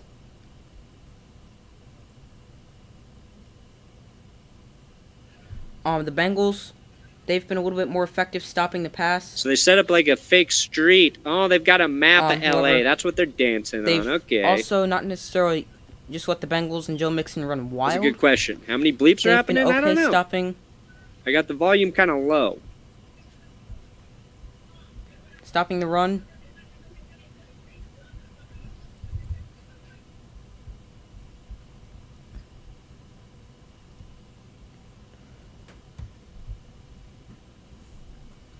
So again, if you have any questions, just feel free to comment them now.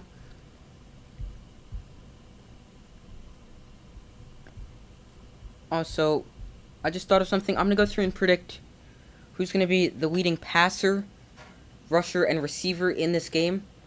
Passer, I'm going to think it's going to be Matthew Stafford, because I still think the Rams are going to win this game. The leading rusher, I think, is going to be Joe Mixon, already off to a strong start with 47 yards. The Rams' leading rusher has, 1 second. They have 10 yards on 7 carries.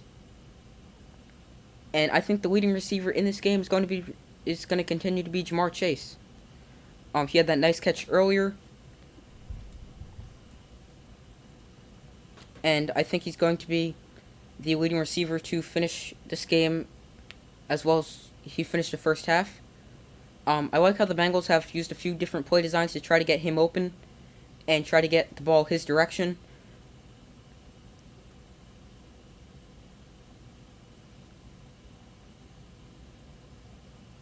So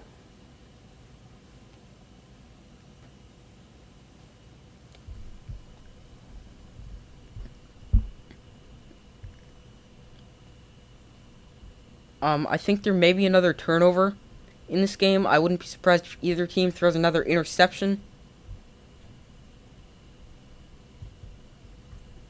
So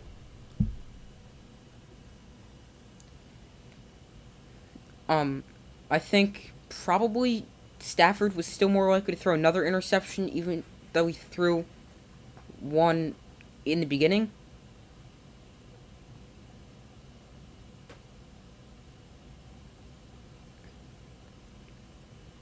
Did the Bengals' offensive line do well this half? Yes, I do think they played very well. Um, they've been able to run the ball. They've only allowed Joe Burrow to get sacked once. They've allowed him to have time to throw. I think the same is true for the Rams. Their offensive line has played well, although they haven't really been able to open up many running lanes for any of the running backs. And then they've allowed Matthew Stafford to have time. The one time he did get out of the pocket and he tried to go deep was to Van Jefferson, and that was the time he got picked off. So I think both offensive lines played well. I think both defensive lines played well.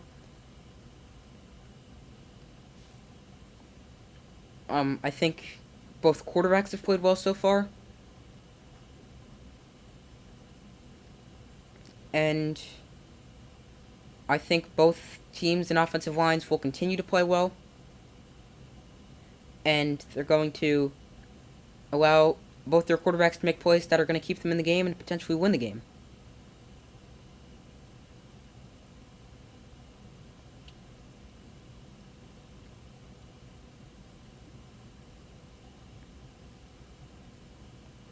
So I think Beckham could potentially have a big impact on this game, whether he comes back or not.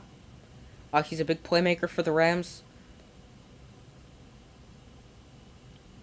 And it could definitely be a big blow if he's out.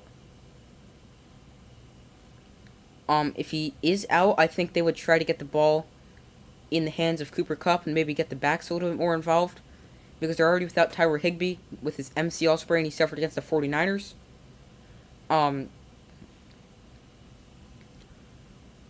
So I think they could definitely try to get the running backs a little bit more involved. And then I think they could continue to try to get the ball to Cooper Kupp, who the Rams have done a pretty good job of keeping contained. He's only had 3 catches for 40 yards. He did have that touchdown catch. But he's been really good this season. In fact, I know it's just the first half of this game, but he's in season. He averaged 1 second. Let me find it.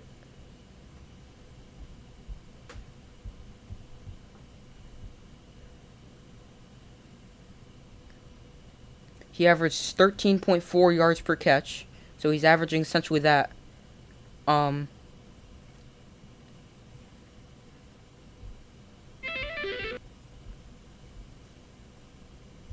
second.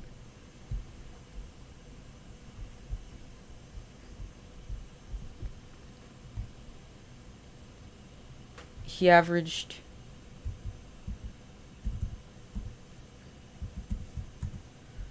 114.5 yards per game and about 8.5 to 9 catches per game. So he's well under his season average. I think the Rams have done a good job. Sorry, not the Rams. He's on the Rams. The Bengals have done a good job of containing Cooper Kupp. And definitely, sorry, I just realized I spelled favor of the Rams wrong in the poll.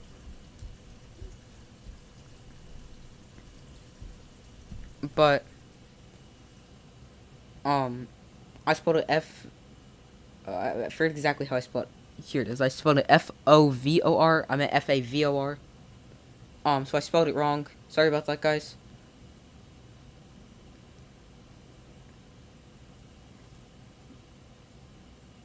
Oh,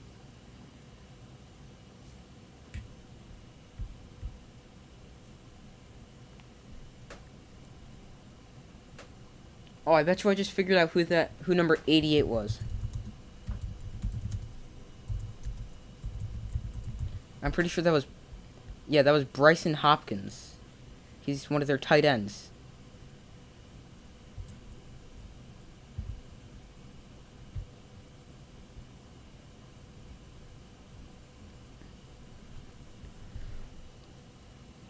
I don't necessarily think we're going to see another pass from a non-quarterback player, as he had.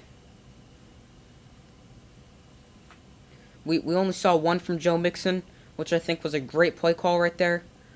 Um, but I don't necessarily think we're going to see another pass from a non-quarterback player, because typically we don't see those to begin with, and now we've already seen one, so I don't think we're going to see another one. I wouldn't be surprised if we do and see another one.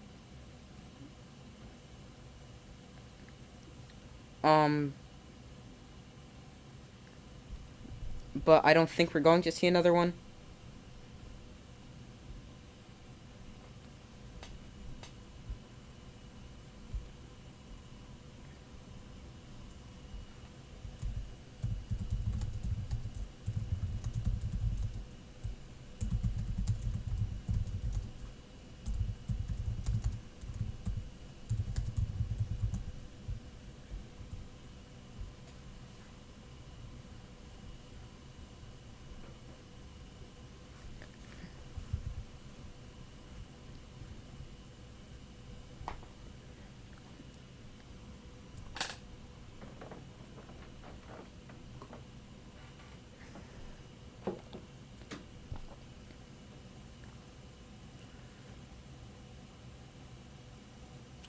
So improving my predictions on the what's it called, on the scores for after each quarter. So after the second quarter, it is 13-10 in favor of the Rams. And it is, so I'm gonna predict the score is gonna be, let me think. Let's see.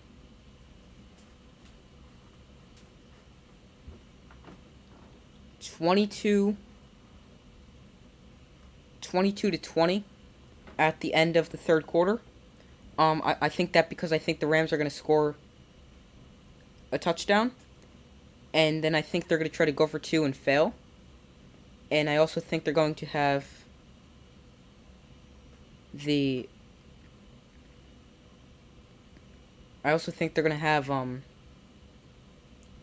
another field goal in the third quarter. And for the Bengals, I think they're going to score a touchdown and kick a field goal, not in really any particular order. But I'm going to go with them scoring a touchdown, kicking a field goal.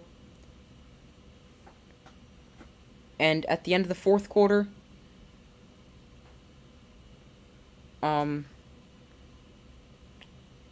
I said 22-20, right? I'm pretty sure I said that.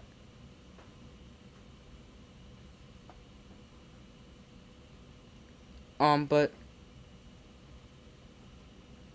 I'm gonna probably still go with the Rams.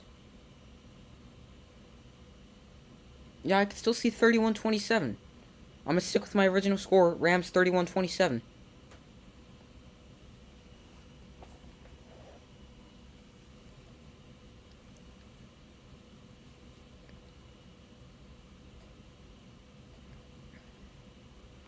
So right now it's currently still halftime. And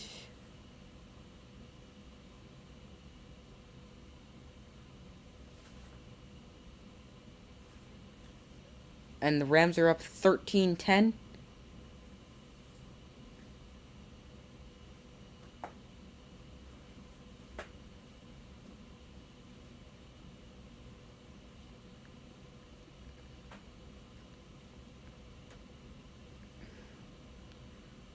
I think the score is still going to be 31-27 at the end of the game.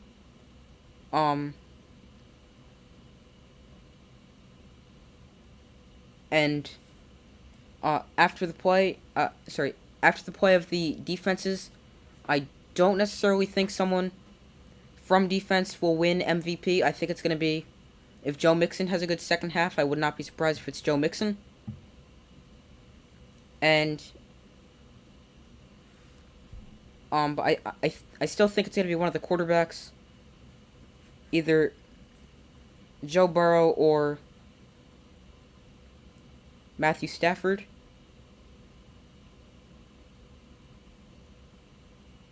I think it's going to be the quarterback of the winning team.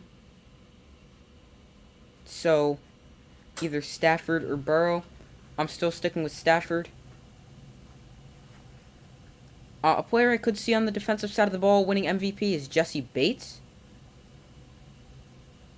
As we're at the start of the third quarter, I wouldn't be completely surprised if it was Jesse Bates. However, it's not typically that common to see a defensive player win MVP. I mean, yes, we did see. Sorry about that. We did see Von Miller win MVP. A few years ago in Super Bowl 50. And Joe Mixon he attempted his first NFL pass. And he was the 5th non-quarterback player to throw a pass. Did it say throw a pass or complete a pass in the Super Bowl? And Aaron Donald has not made an impact on this game that much. Only 1 quarterback hurry on 19 pass rushing snaps.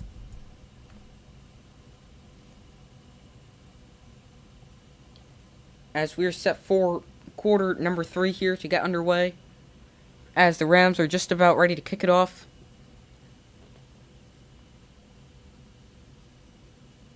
And away we go in half number 2. As the Bengals with the ball hit in the end zone and bounce out of the back of the end zone. And the Rams will get the ball at their own 25-yard line. And Odell Beckham Jr. is not necessarily expected to return in this game. As Coach Sean McVay said at the half, Beckham's return from knee injury doesn't look good. So that's not necessarily the best thing for the Rams. As Burrow takes a snap play action to Mixon. He's going deep for... Oh, T. Higgins, and he caught it. Higgins! Touchdown, Bengals! What a play to start it. A bomb to T. Higgins, then he made his man fall down. Jalen Ramsey wasn't on the field for the play. Or was he? Wait, now I can't tell. What a start to the second half for the Bengals. Joe Burrow with the 75-yard bomb to T. Higgins. What a way to start it. What a play. Went one-on-one with T. Higgins. And that's a good start for the Bengals. As McPherson is on to add the extra point. And McPherson knocks it through. As the Bengals take a 17-13 lead. What a way to start off that second half. As the Bengals also take their first lead of the game. T. Higgins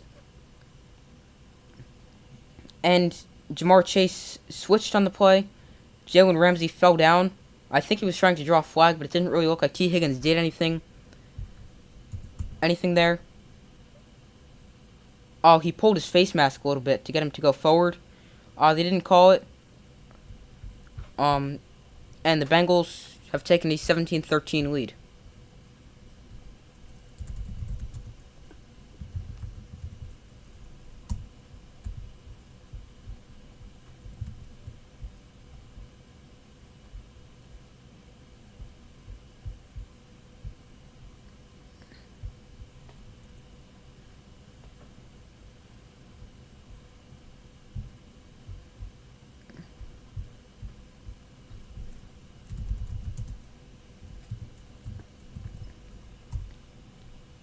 as Brandon Powell returns. Ooh, that may get a penalty. He was knocked down. Looked like incidental contact, but he was knocked down after the return, and it was not necessarily the best return.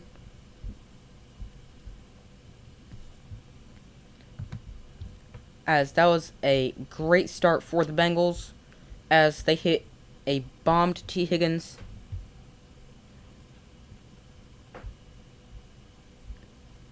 And they take a 17-13 lead. The Rams starting from their own 17-yard line after not such a great kick return. Van Jefferson in motion. Stafford play action across the field. Oh, it is picked off! Wow, everything's going the Bengals' way. Off the hand of Ben Skoranek and picked off by the Bengals. Wow, talk about a disastrous start for the Rams. Now, you can't say that one was Stafford's fault. That was off the hand of rookie wide receiver Ben Skoranek and then picked off by the Bengals.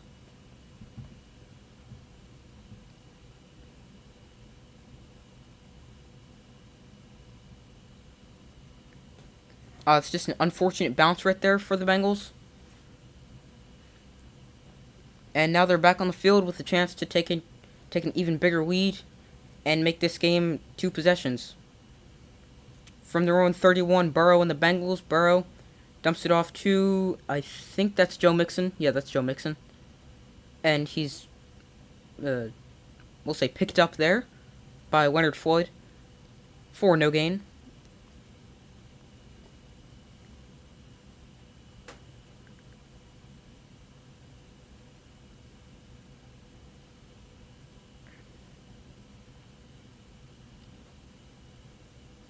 So not a first play touchdown this time for the Bengals.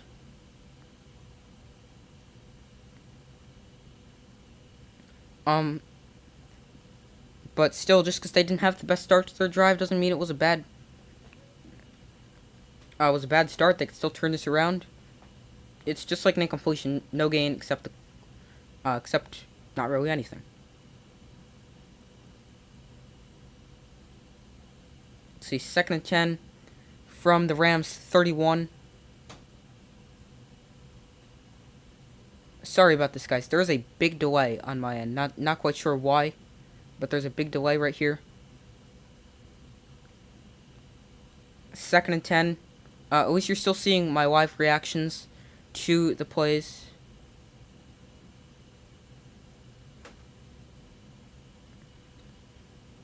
Burrow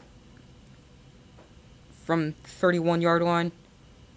Wow, somebody got in there in a hurry. I think that was Leonard Floyd and Burrow. Oh, and he shoved out of bounds by Aaron. He shoved out of bounds by Aaron Donald.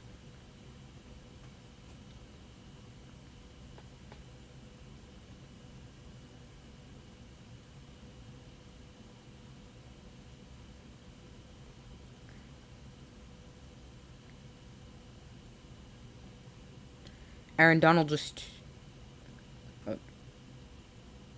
he got double teamed, but then he was able to get off that and go shove Joe Burrow out of bounds.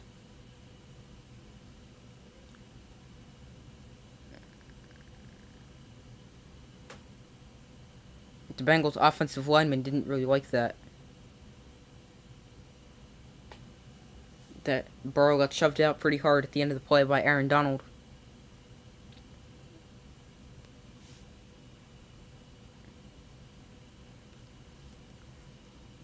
Third and 11 from the 32-yard line. Burrow and the Bengals. Samaje Perine in the backfield, and he gets the ball to Jamar Chase, who, wow, he's just short of a first down. That was a little bit more than what I thought it would. 4th and 1.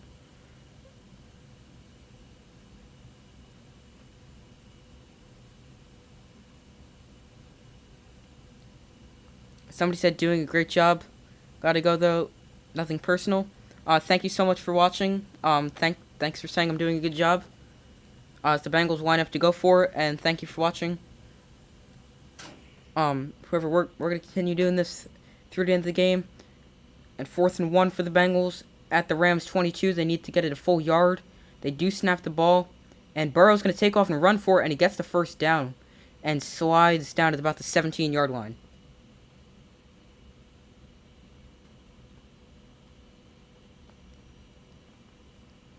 Don't know if that was a designed quarterback draw or if that was just Burrow's decision.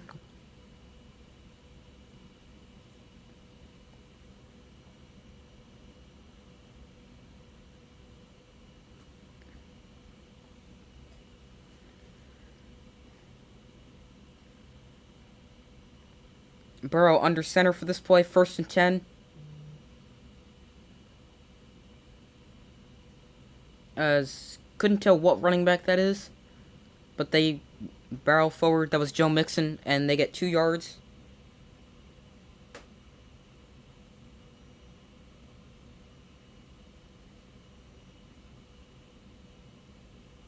That's going to bring up 2nd and about 8 here. 2nd and 8 here for the Bengals and Joe Burrow.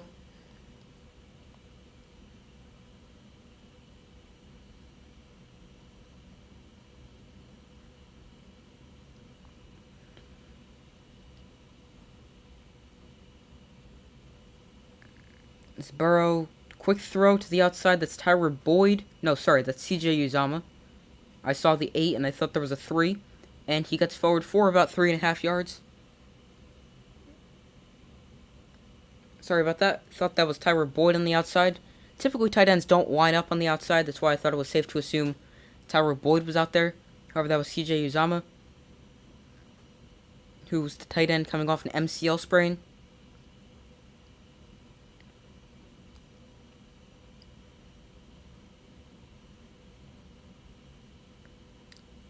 Now that's Tyler Boyd in motion.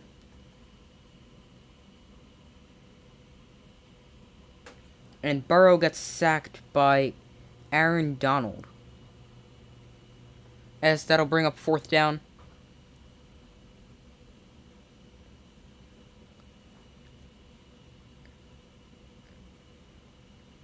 As they had Donald one-on-one, he just bull rushed right through the right guard there and got to Joe Burrow. So now the Bengals can't look to make this a 7-point lead as Evan McPherson comes on for the 38-yard field goal attempt.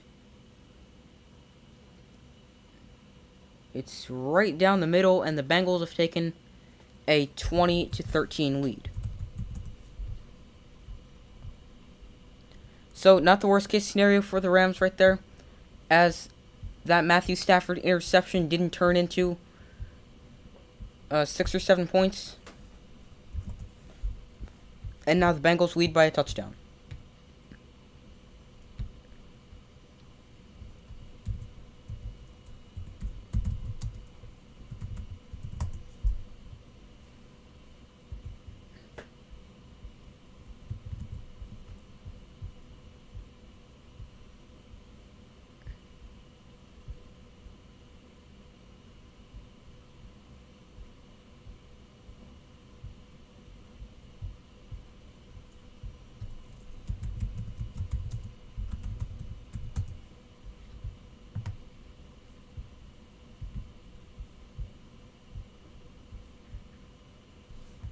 So there you have it. The Rams are trailing 13. They have 13. The Bengals have 20. As we are in quarter number 3.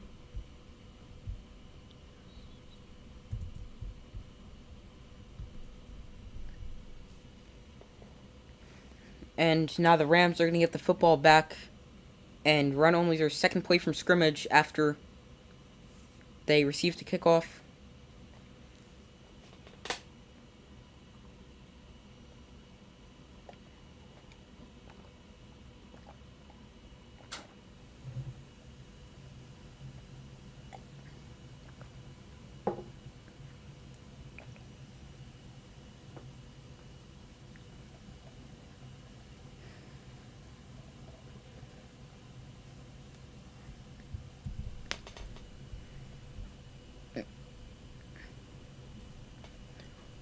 With that 75-yard Completion to T. Higgins. He now has 2 touchdowns for the Bengals. So I predicted that would be Joe Mixon, and he's got an even 4 catches for an even 100 yards. Higgins had a big game against the Chiefs and helped the Bengals defeat them, and he's having a big game tonight in the Super Bowl against the Rams. So T. Higgins is severely underrated. T. Higgins, Tyra Boyd, Jesse Bates, a lot of the Bengals team is underrated. I think Joe Mixon's also underrated.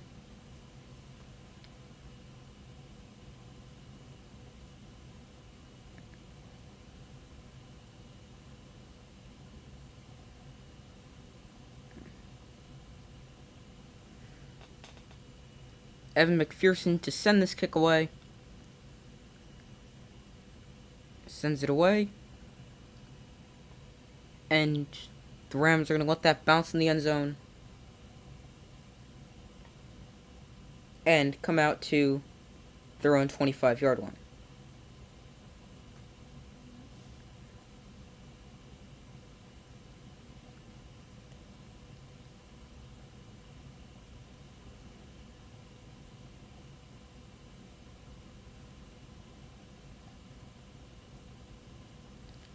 Matthew Stafford and the Rams offense at their own 25-yard line. Now Stafford under center with Akers in the backfield. They give to Akers and he goes forward for about 1 yard. As the Bengals continue to play great run defense, not allowing the Rams to have any running room. Let's see, right now, not sure if it updated after that carry or not, but right now the Rams have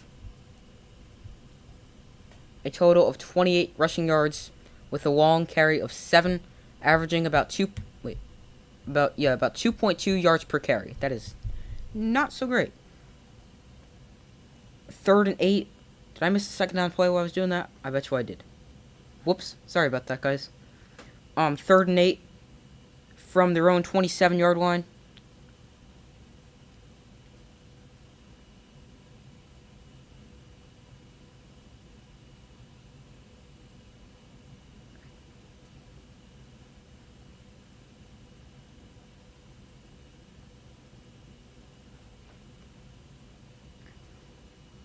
Third and 8. Stafford takes the snap. Completes it to Darrell Henderson to about the 41-yard line. As they pick up the first down right there. And again, I'd like to say I'm sorry for the huge delay here. Not quite sure why. The next stream I'll do, I'm going to try to fix something. See if it's not as delayed, but there's a huge delay right here.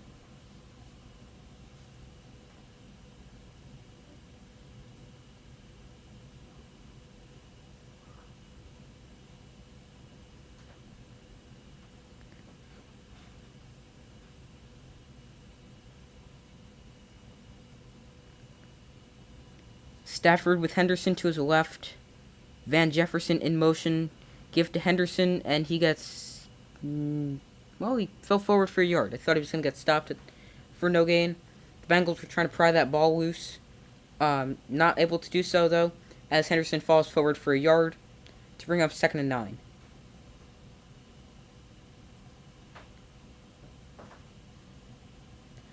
Second and 9. Stafford in shotgun. Now, Henderson motions out. Stafford looking over the middle. There's Cooper Kupp for another catch to move the chains for a first down.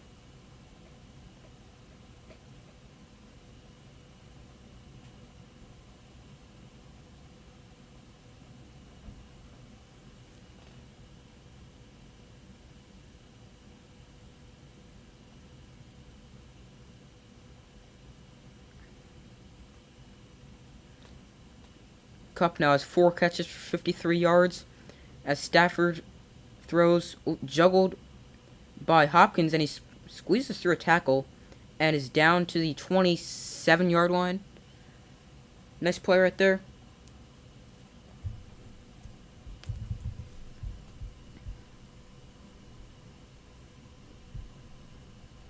And that's another first down for the Bengals.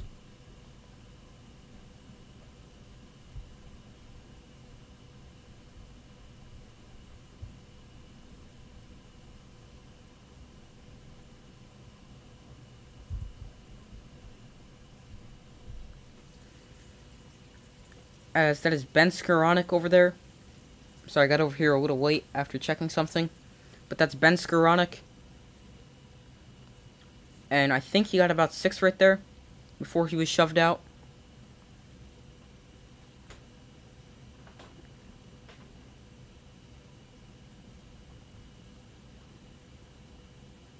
Looks like the 3 receivers the Rams are going with is Ben Skoranek, Van Jefferson, and obviously Cooper Kupp. Stafford under center with Henderson. No, that's Cam Akers in the backfield. Sorry about that. And give to Akers, and he gets swallowed up by Sam Hubbard for a loss of 2 or 3. That's going to hurt the Bengals rush total. What's going to improve their run defense numbers even more, as they're now averaging 1.8 yards per carry. The longest run of the day was by Matthew Stafford for 7 yards.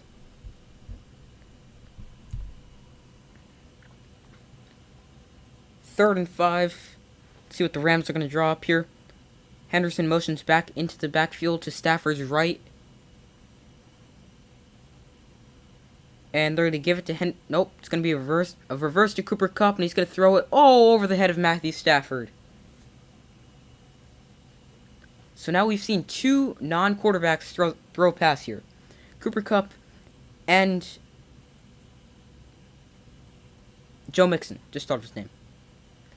I don't necessarily mind that. I didn't necessarily expect a run right there.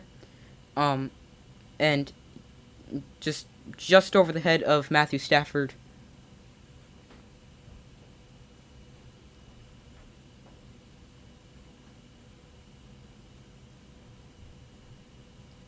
And now Matt Gay is on for a 41-yard attempt, and he drills it right down the middle, and that would have been good from 51 yards, according to NBC Kicks. So that cuts the lead to 20-13.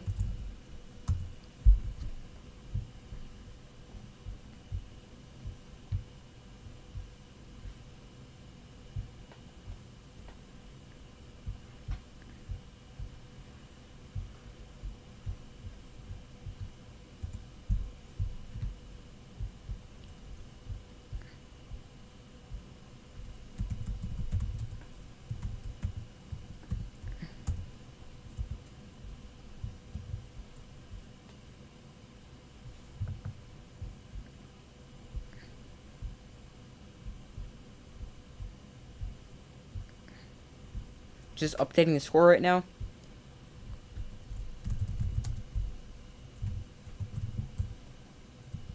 As the Bengals now lead 20-16.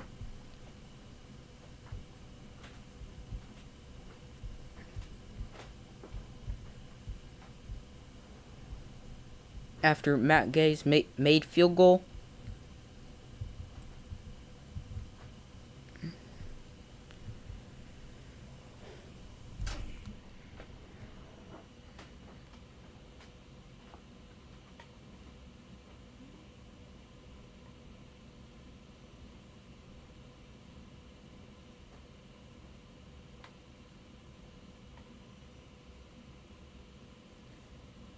So now the Bengals are going to get the ball back, and we're going to see what they can do.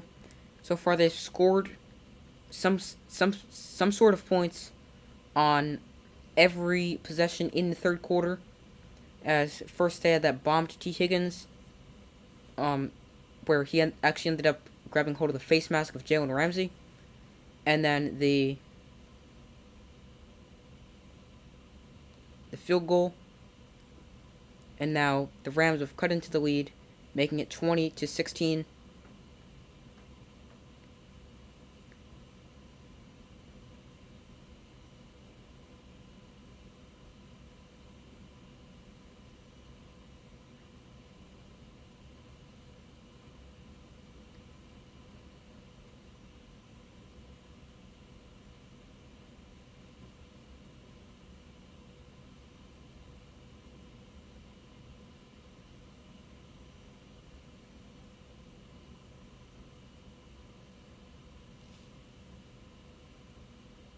And they're back in LA at SoFi Stadium.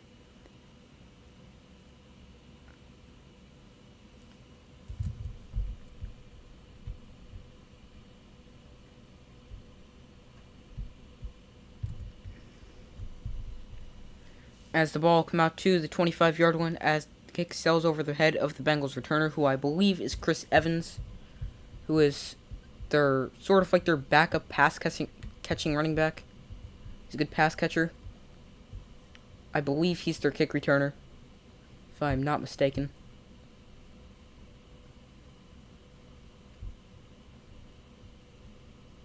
Yes, he's their kick returner. Trent Taylor is their punt returner.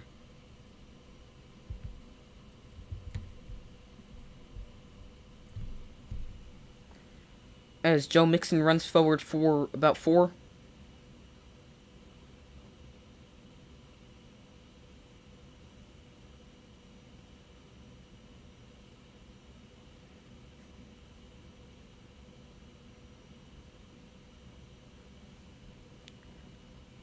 Second and 6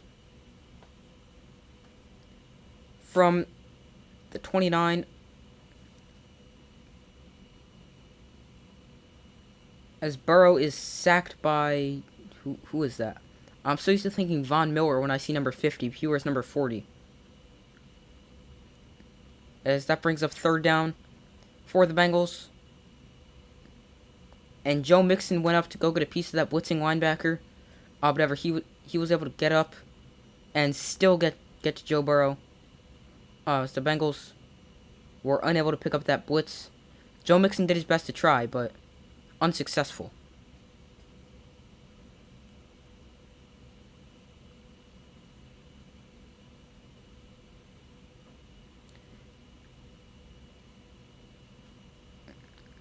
Burrow throws low, incomplete for Jamar Chase coming back to the ball. A little bit of a low throw. Would have been looked like to me just short of a first down if he did catch the ball.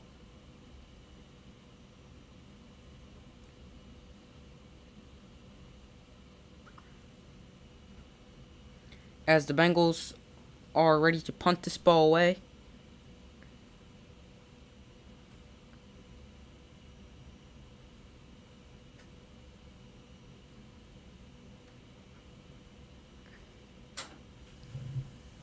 As the Bengals send it away.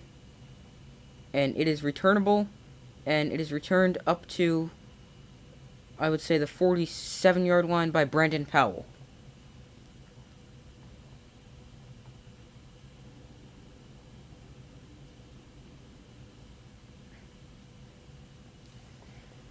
So Matthew Stafford and the Rams offense are coming back onto the field.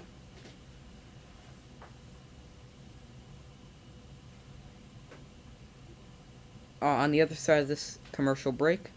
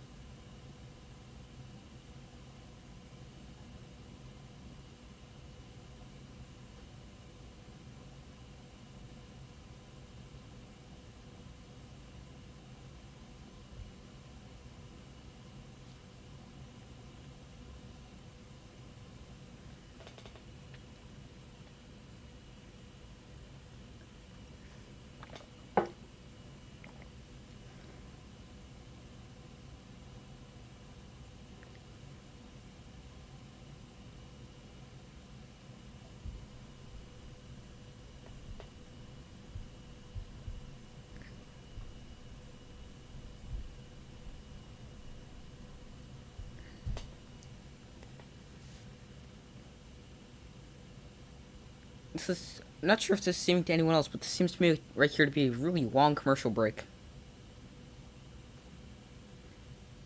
So just waiting for the game to come back.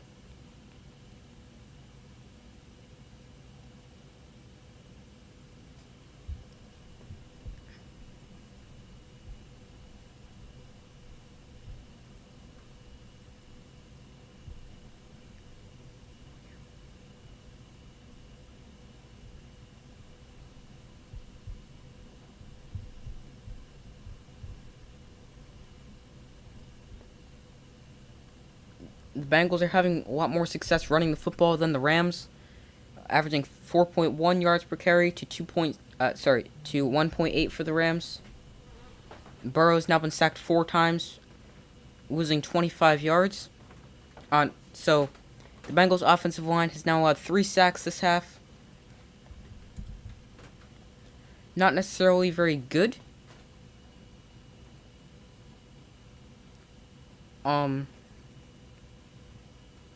But it's still putting the Bengals in a position where they can win.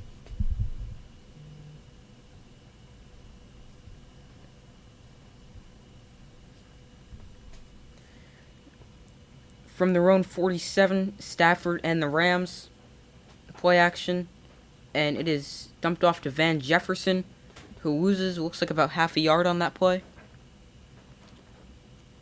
as Stafford was getting chased by a Bengal, not quite sure who.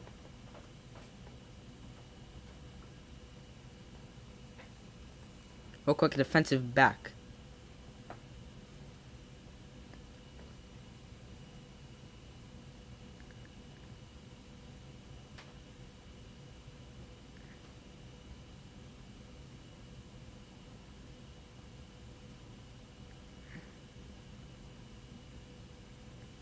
And it looks like a Bengal on the sideline is injured.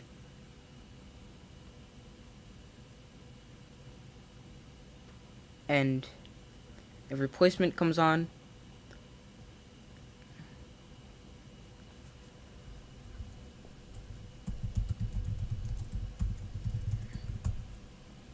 That is Chidobe Awuzie. So he's a corner for the Bengals.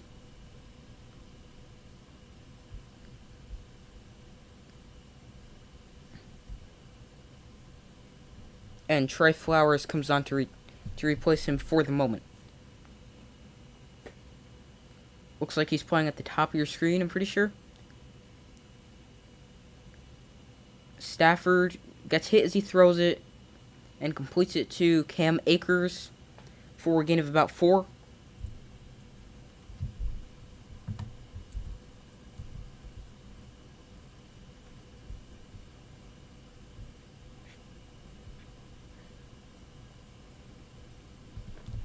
Stafford steps up in the pocket and gets sacked. So now the Rams' offensive line is not playing well. Both lines played very well in the first half, and not so great here in the second half, as that brings up 4th down, and the Rams will be forced to punt it away. That's when Trey Hendrickson came around the edge, allowing the defensive tackle to get the sack. And that was DJ Reader, the defensive tackle.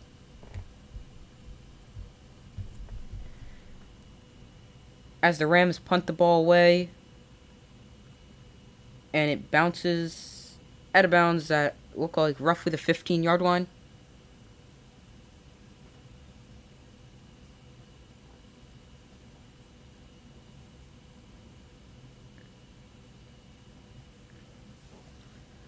So Burrow and the Bengals offense are coming back onto the field. Inside their own, we'll say 20, because I'm not exactly sure where they're going to mark it. To me, it looked like the 15.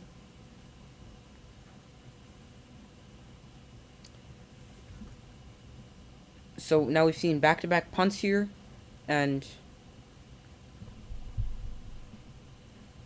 just wondering what play the Bengals are going to run when they get the ball.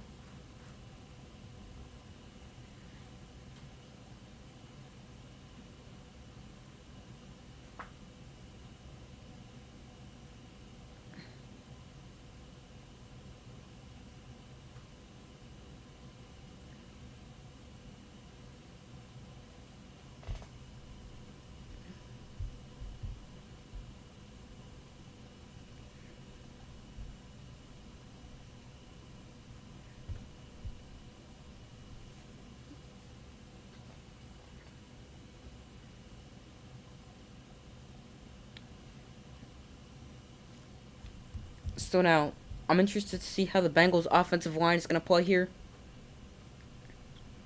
Now they've allowed 4 sacks. And now Stafford's been sacked twice. Stafford's been sacked twice for 13 yards. Burrow's been sacked 4 times for a loss of 25 yards.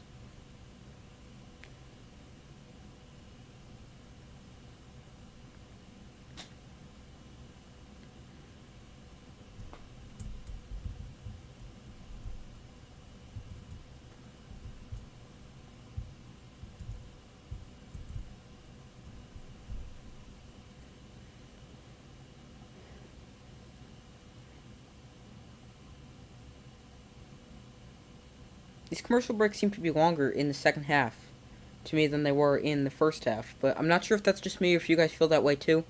Oh, I don't know why I'm looking over there. You guys are up there. Sorry about that. I have my computer with the chat on it over here. The game's over here, and then you guys are up there. Sorry, I'm looking over here.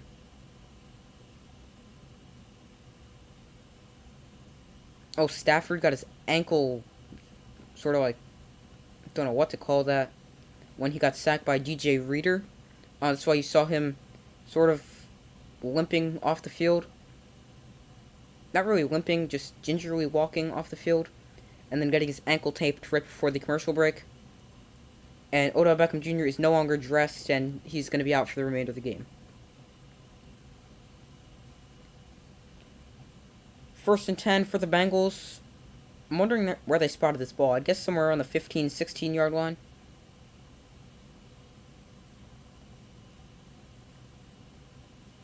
The 14, okay. The 14-yard line. Burrow. In shotgun. Takes a snap. Pump fakes and is sacked. He ended up pretty close to the line of scrimmage. So I wasn't sure what really happened there. There's another sack by the defense for the Rams.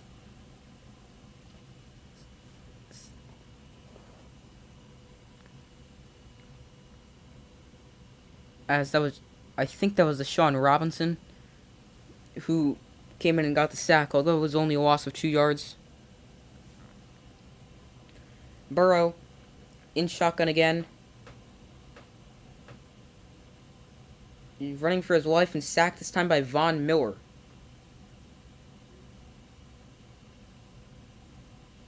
Okay, so sorry, I did it again. I looked over here. The Bengals' offensive line is now not playing well.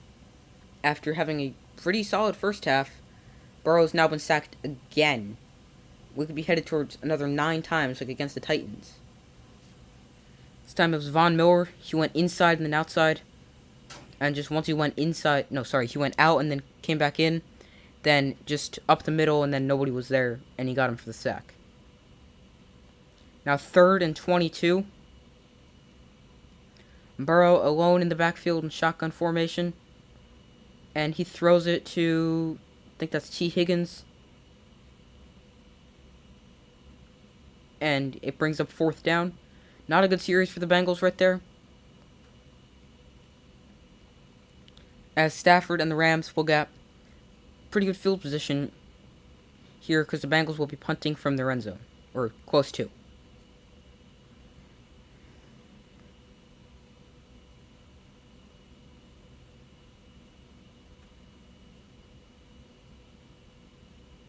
Fourth and 6. Looks like the Bengals are going to kick it away from about... They're standing at a 6. Kicks it away from the 10. And it is caught, and he's hit immediately at the 49-yard line.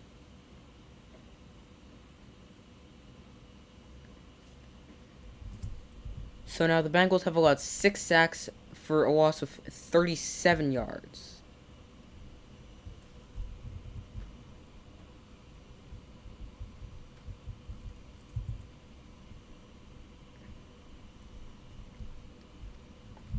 The game's leading receiver is T. Higgins, who has 4 catches for 100 yards and 2 touchdowns. The Rams' leading receiver is Cooper Kupp. And Cam Akers gets the ball and stiff arm, and that allows him to get about 4 yards.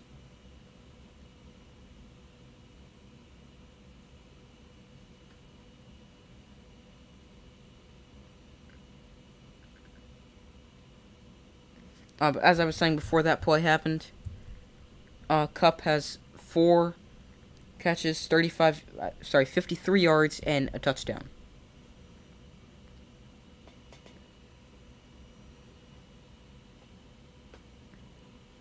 Stafford under center. I think that's Cam Akers as the back. Jefferson in motion. And end of the third quarter. Looks like they were just going to try to draw him off sides right there. And we're headed to the fourth of Super Bowl 56.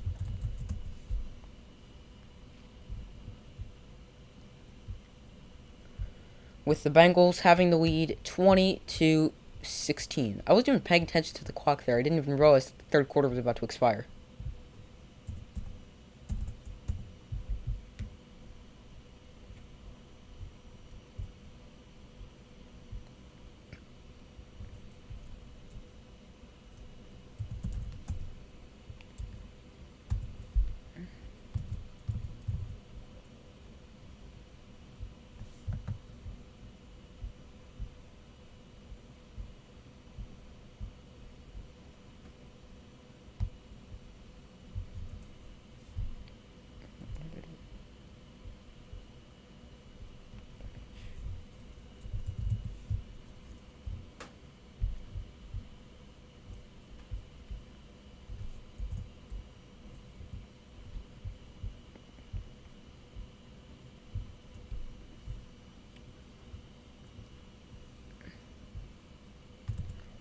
There we have entering quarter number 4.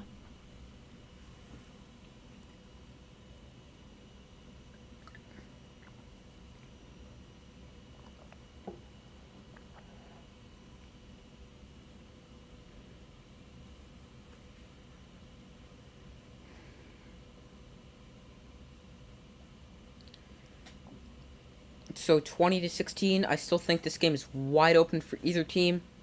The Bengals' offensive line has not played well the last 2 series. The Rams haven't played well their last series. They have the ball right now as we head to quarter number 4.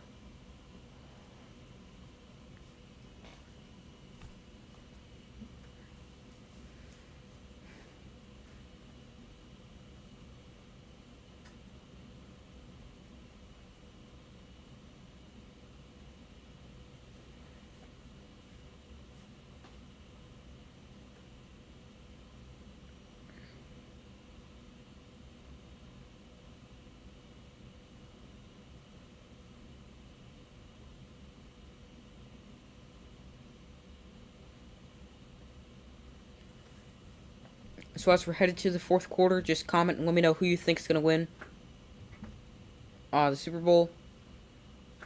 I still think the quarterback on the winning team will win MVP.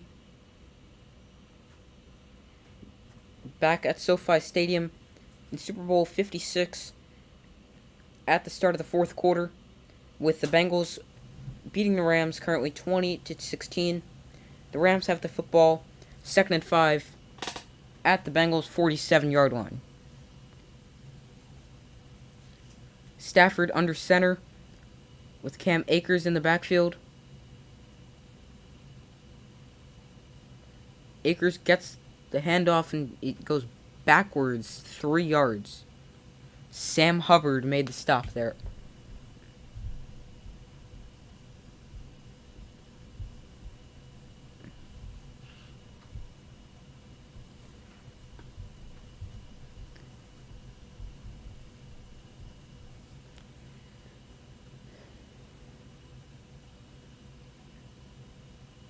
Darrell Henderson comes in as the back as they break the huddle. 3rd and 7 for the Rams and Matthew Stafford. Henderson is down at the bottom of the screen.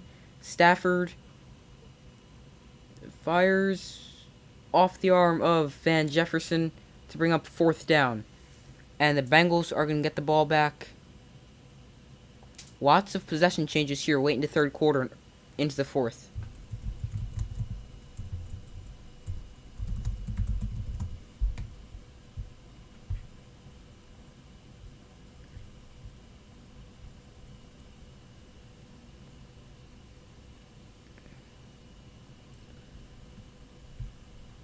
Johnny Hecker on to send it away.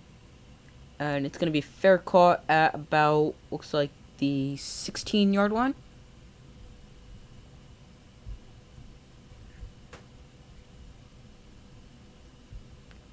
Somebody said, I think the Rams find a way to pull this one out. I really don't really know. I'm going to stick with the Rams, but I would not be surprised if the Bengals end up winning their first Super Bowl in franchise history. And Jalen Ramsey's 75-yard touchdown he allowed on T. Higgins was the longest allowed ever in his career. There was a potential face mask call that was missed on T. Higgins there, as he sort of grabbed the face mask of Jalen Ramsey before he caught the ball.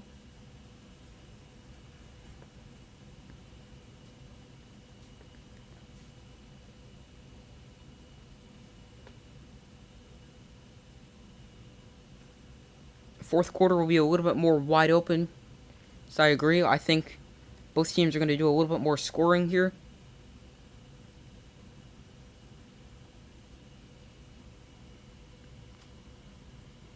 Second and 9 for the Bengals and Joe Burrow. Burrow takes the snap. And Tyler Boyd's got the catch up to the 34-yard line before he's taken down.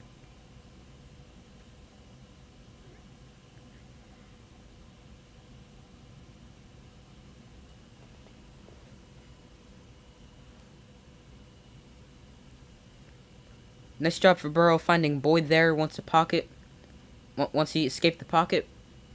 And then Boyd able to turn it upfield to get a few extra yards. Burrow, Mixon, handoff to Mixon for no gain. 1 yard maybe.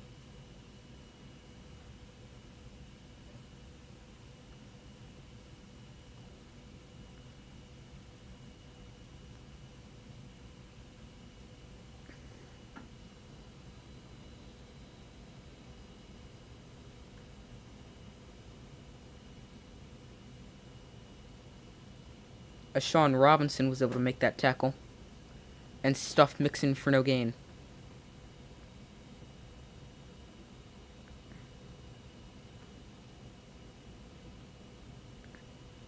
Burrow over the middle and off the hands and knocked away of T. Higgins. Looks like he had it for a split second, and then it was a combination of bobbled, dropped, and knocked away.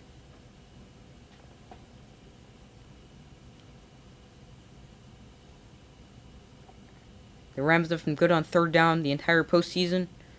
19% conversions, 6 for 32 overall in the postseason heading up to this game. 2 for 10 are the Bengals tonight. Burrow and the Bengals, 3rd and 9.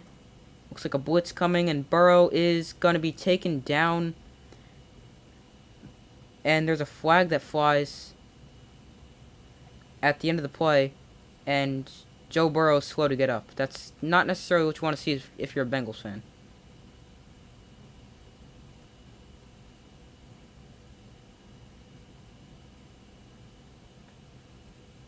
Hopefully Joe Burrow's okay and he's able to get up and walk this one off. Not necessarily looking like that. It's been an exciting game. Enjoying your commentary. Thank you.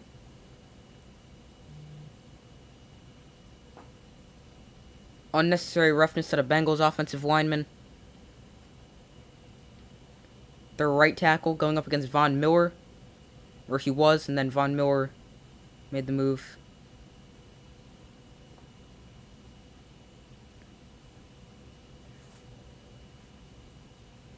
And now, both teams potentially lost a star player.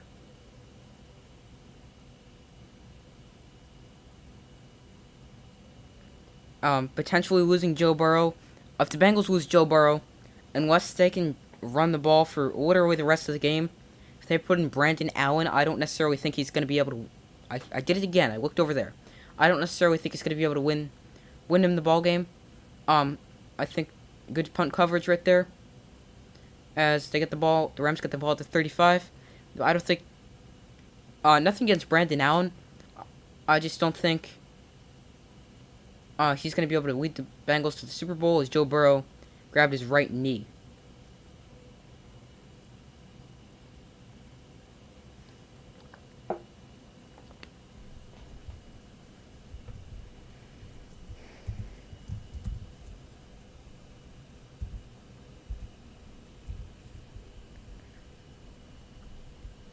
Burrow's now been sacked 7 times.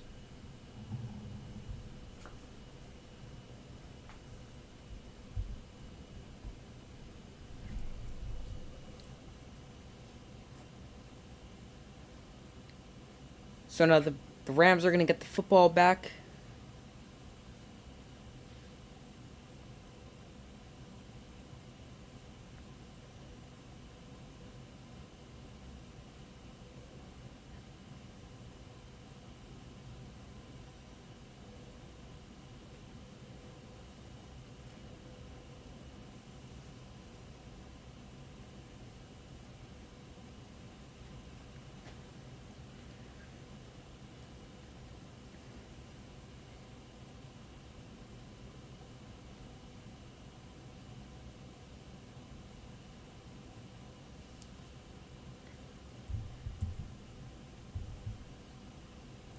Rams get the football back as there is approximately 11 and a half minutes remaining in this football game.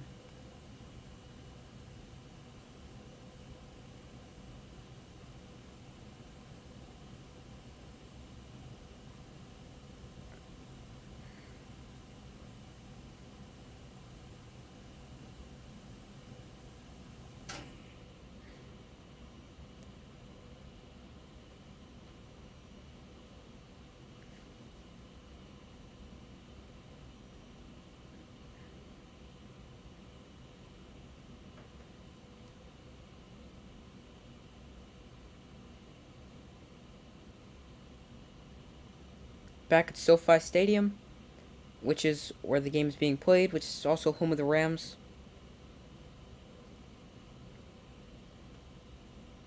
Just waiting for the Rams to get their first possession, or not their first possession, sorry.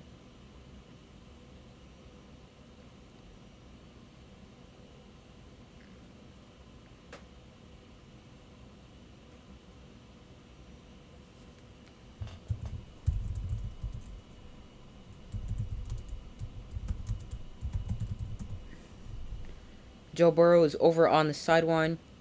Looks like talking with the trainer. Hopefully he'll be okay and able to go back out in the field.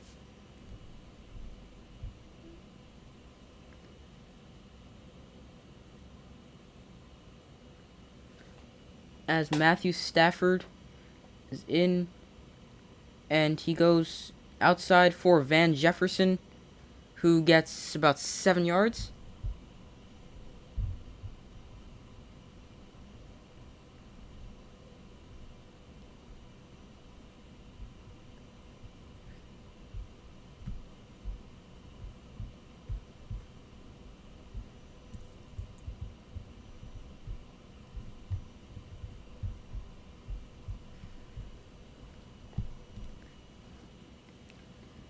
Again, the score is 20-16, 11 minutes remain in this fourth quarter. 2nd and 3, Stafford with Cam Akers in the backfield. Hands off to Akers. No, sorry. Is that Cam Akers? No, that's Sony Michel. I'm sorry.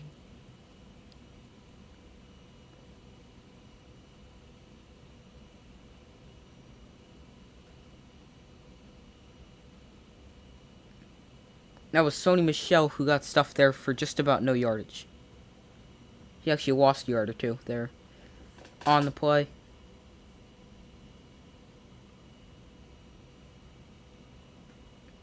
Third and 4 for the Rams. Stafford in shotgun, empty. 3rd and 4. Bunch set to the bottom of the screen. Stafford looks to Ben Skoranek just too high. Looking for Ben Skoranek, the rookie at Notre Dame. And that's going to bring up 4th down. And Joe Burrow May have to go back on the field. Yeah, it looks like he'll be fine. He's walking on the sideline. Looks like he's gonna go back in the game. Maybe you should just talk to the offensive line. Hey guys, try to keep me alive back here. He's been sacked. There's been a total of 9 sacks in this game. Burrow's been sacked 7 times. As Johnny Hecker kicks it from his 30-yard line. And it is going to skip to about the... Let's see where they can spot this. The 16-yard line. As, yeah, Burrow's going to come back on the field. I think we might see some more max protection for Joe Burrow. Because of how he's just gotten sacked. He's gotten sacked, think of this, 6 times in, I don't know, not much, in a quarter and a half. And obviously he's not on the field for an entire quarter. So that's pretty bad.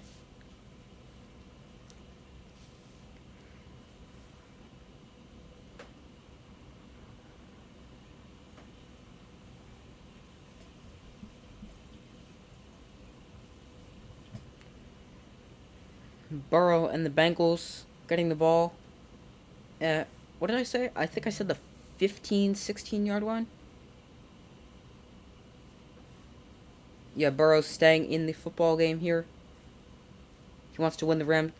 Now, why would Joe Burrow want to win the Rams the Super Bowl? I'm sorry. He wants to win the Bengals the Super Bowl. I think we're going to see them try to run the ball, drain this clock a little bit with Joe Mixon. As we just hit the 3-hour mark on our stream tonight.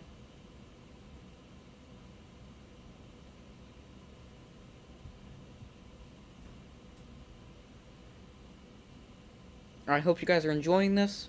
If you are, make sure to like and subscribe. I'm going to try to do a lot more of these live watch parties. Not only for football, but for any sport. So make sure to subscribe for that.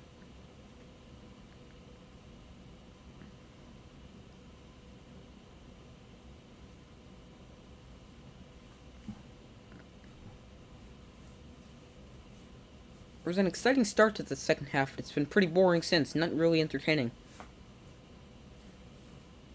Just a bunch of punts and more punts.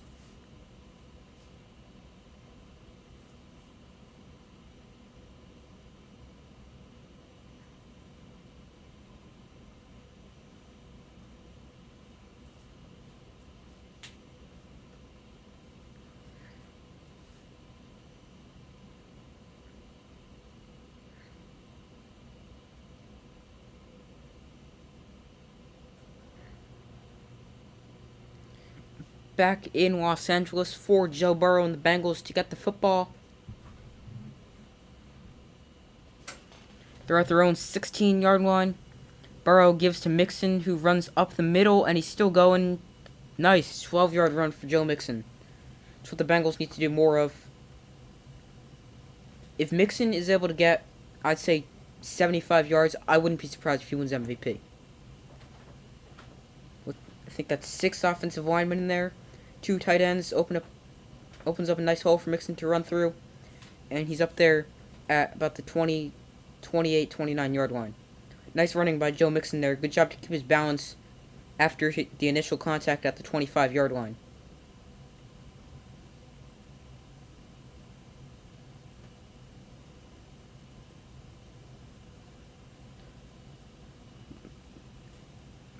Draw play for Joe Mixon, and he's going to get another good run. 8 yards. 8 yards for Joe Mixon.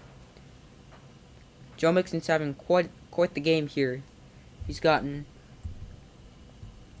14 carries, 64 yards. He's got 4 catches for 4 yards, and he's also got a completion for 6 yards and a touchdown.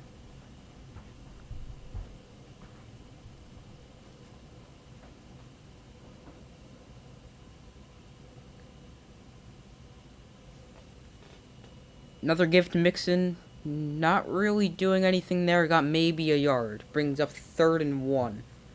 I wouldn't be surprised to see them go right back to Mixon here. Try to get that 1 yard.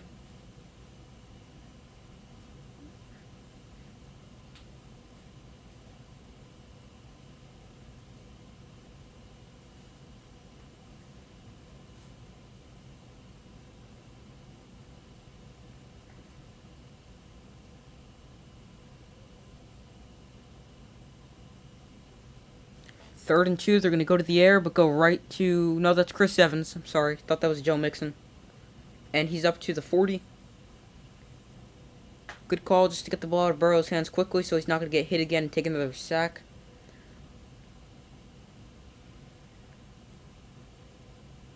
First and 10 for the Bengals.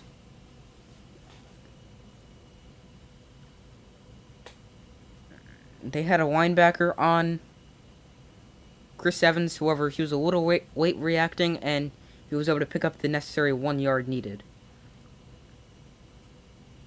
Play action, right back to Mixon, who they just faked it to, and loss of 3 yards there. Really, right there would have been better to drop the ball. However, the clock does run here. However, the clock's not the biggest issue right now. There's still 7 minutes left.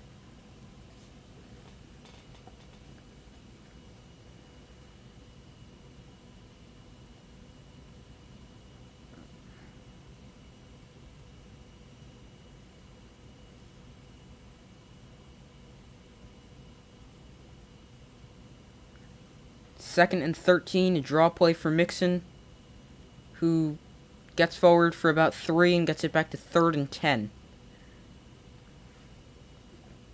Bengals are trying to run the ball now. I like the play calls, trying to run the ball.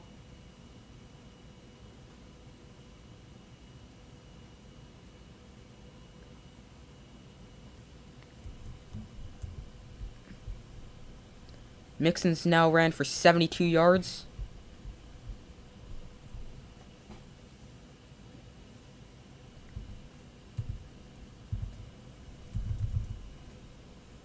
And 49ers linebacker Ernest Jones was just helped off the field. Well, not helped off the field. He was able to jog off the field. I should say a little shaken up on that play. Doesn't look anything bad. And he should be back there any play now. Doesn't look that bad. Hopefully Jones is okay. He was the one a few plays ago that tried to get to Chris Evans before the first down marker and was unsuccessful.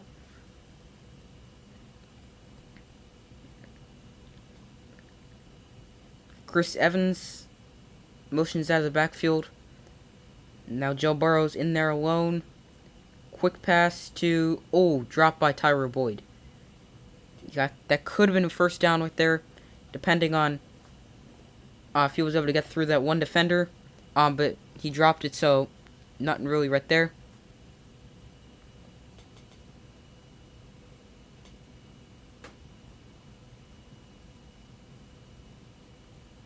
Yeah, I think he probably would have been just short had he caught it.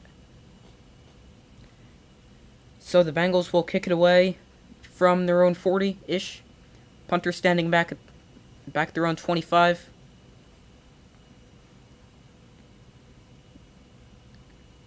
Fielded at the 21, and fair caught right there.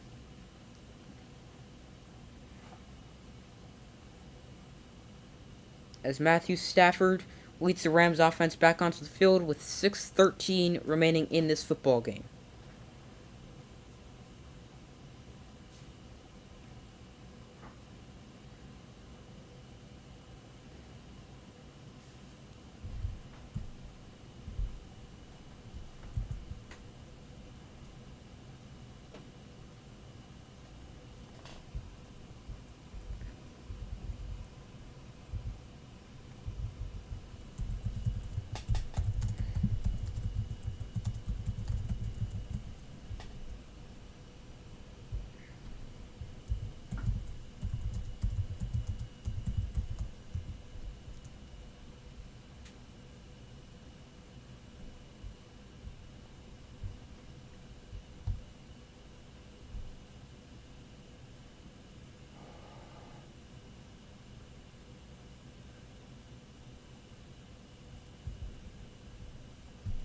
That drop was Tyler Boyd's first drop in the slot since 2020, and that's not including a dropped 2-point conversion attempt. I was pretty sure Boyd didn't typically drop many of those. Just wanted to make sure before I told you guys something wrong. But yeah, Boyd does not typically drop many passes at all. He's typically got great hands. Rare drop right there for Tyler Boyd.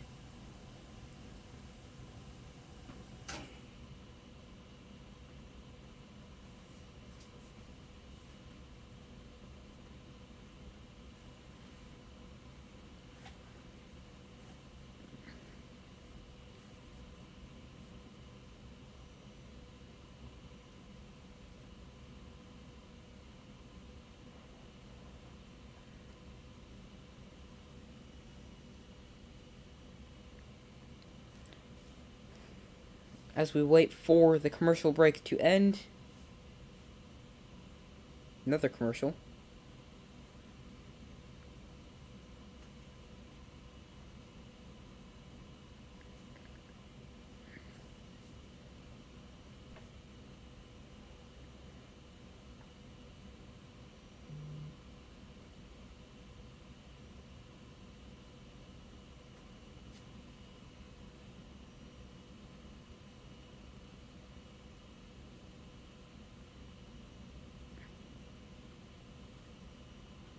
Now we're back. Rams have the ball at their own 20-yard line. Stafford in shotgun with Akers to his left.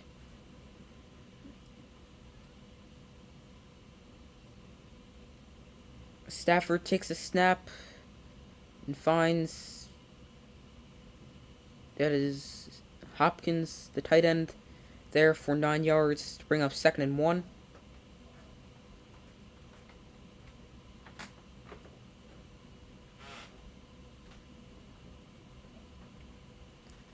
Stafford in shotgun, Akers to his right this time. Drops back, throws too short for Ben Skoranek.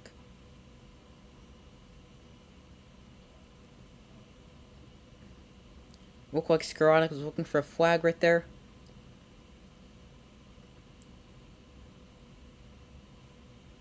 Maybe got held on and couldn't come completely back to the ball.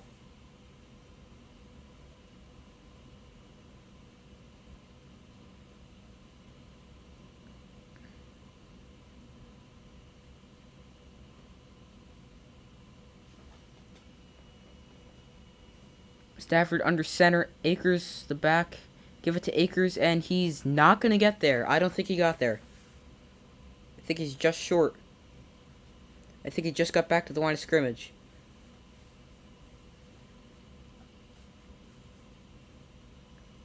I wouldn't be surprised to see the Rams go for it here. There's 5 minutes left. I think the Rams are going. Here's the overhead view. Remember that yellow line is unofficial. Whoever... Yeah, I think he's just short if that yellow line is accurate. I'm not sure where he needs to get exactly.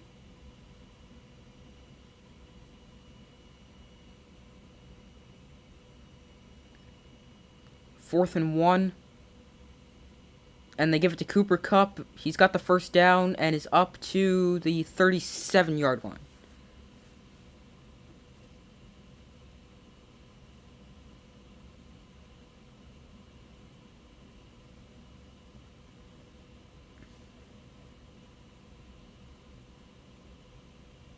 First and 10 for the Rams. 4.5 minutes remaining. Stafford drops back. And through the hands of Cam Akers.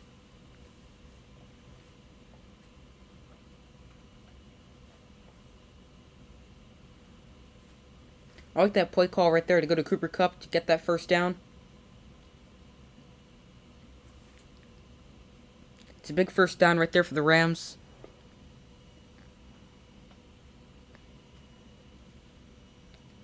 I don't remember what they said the exact injury was for Beckham. I just know he said he's out for the game.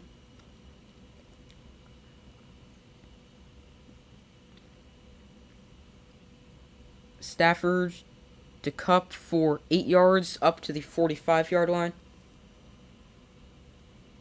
That brings up 3rd down.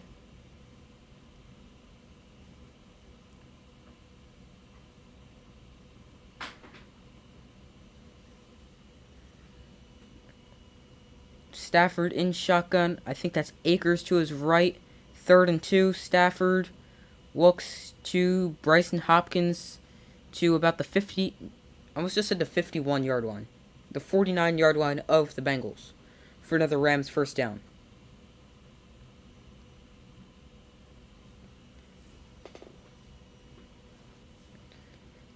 Stafford with Akers. Nope. Now Akers goes into the slot on the right. Stafford goes right to Akers. He gets about 2 yards there. Maybe 3. No, they called forward progress at the 2. Not at the 2. After 2 yards.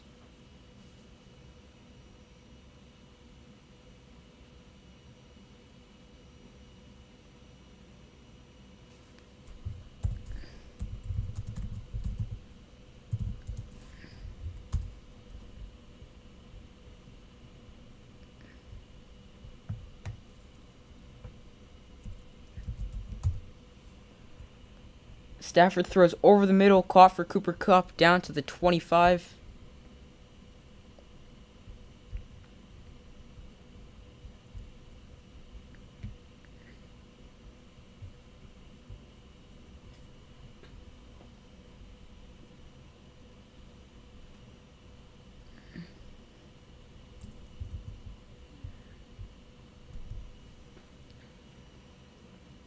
First and 10, Stafford drops back, throws, caught by Cooper Kupp for about 8 yards, looks like.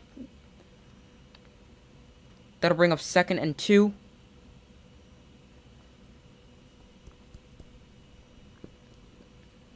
With 2 minutes and 15 seconds left. Now here I wonder if they're going to actually run a play or just try to draw him off sides here before the 2-minute warning.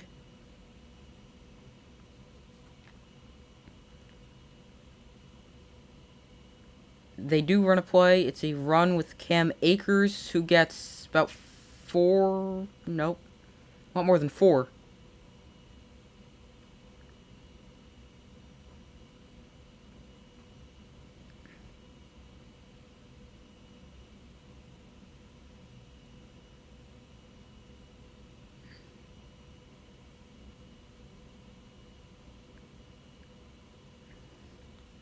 And we've hit the 2-minute warning here in Super Bowl 56. Looks like it's going to come down to the wire. I think we all expected it to. Not many people expected a blowout, I don't think.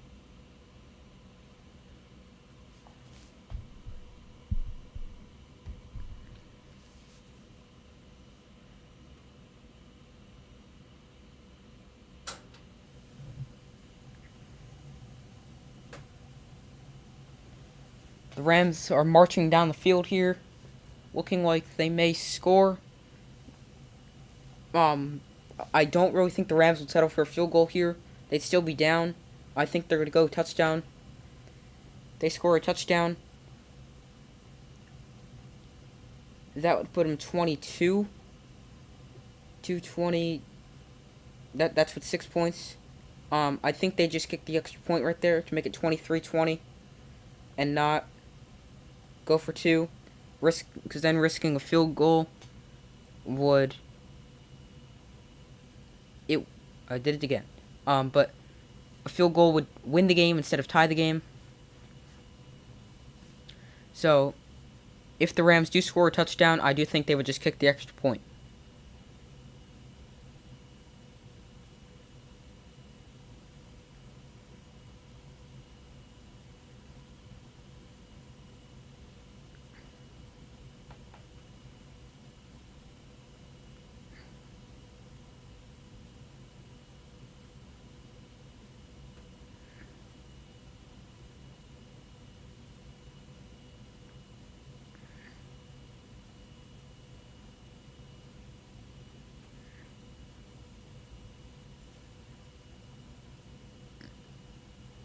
The Rams are first and goal here.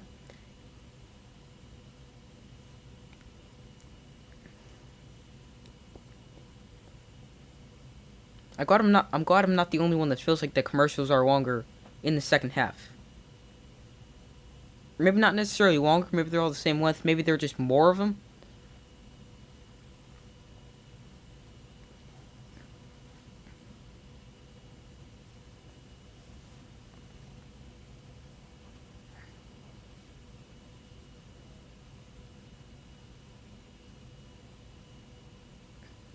Back in LA after the 2-minute warning. This game's gonna come down to the wire.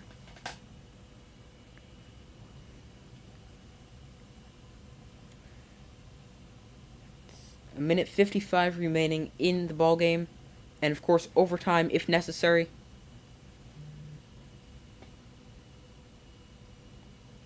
First and goal for the Rams. Stafford takes a snap. Looks back the end zone too far for Van Jefferson. He was running alone in the back of the end zone. Stafford could have found him.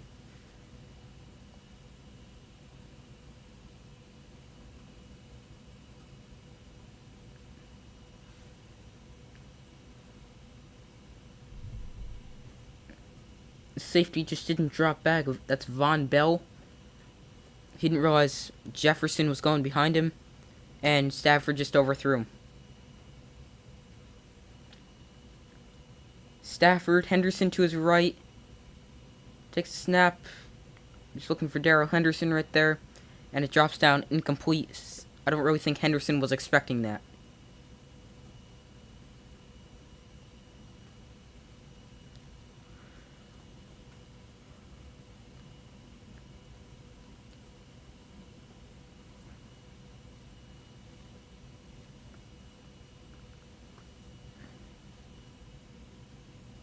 .147 remaining in regulation.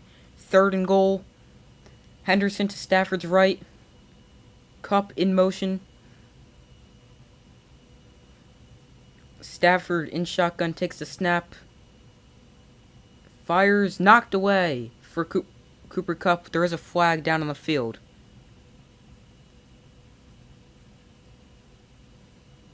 Big call coming up right here.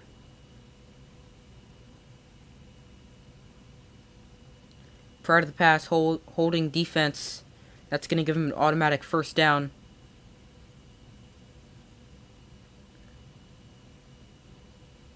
That was the linebacker Wilson who was there to break it up. So that's not really the penalty you want if you're the Bengals, because it gives him, yeah, there's a hold right there. Gives him an automatic first down, and it also moves him closer. So I really think moving him closer isn't the biggest deal. But I think giving them the new set of downs is the big deal right there. Stafford takes a snap. Looks like a blitz coming from the Bengals. Fires, end zone, caught, Cooper Kupp. There is a flag down on the field, and Kupp is slow to get up after he caught that.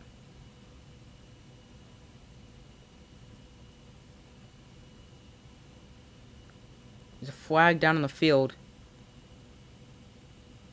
Let's see what this call is. There was also a hit put on Kupp after he caught the touchdown.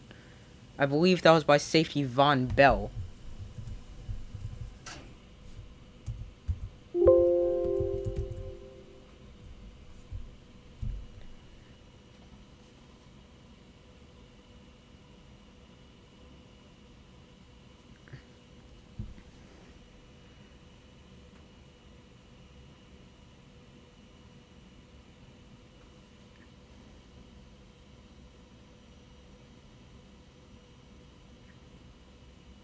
Holding on the offense, so the touchdown will not count. Wait, maybe not. Yeah, the touchdown's not going to count because there was also a personal foul on the defense, which is an offsetting penalty. So we're just going to replay the down. And the personal foul was on Von Bell, who put the big hit on Cooper Kupp after he caught that pass in the end zone. So replay, 1st and goal, all that just for nothing. Really, that's not the worst thing for the Bengals. Yes, it gives them another chance, but I think you'd rather have them another chance rather than have them score the touchdown. Stafford rolls right, throws, end zone broken up, intended for Cooper Kupp, and there's a flag down. I think that was Cooper Kupp he was looking for. Flag down. Maybe another holding defensively call. Said that very strange. Holding defensively. Holding on the defense. Yep, holding on Eli Apple right there.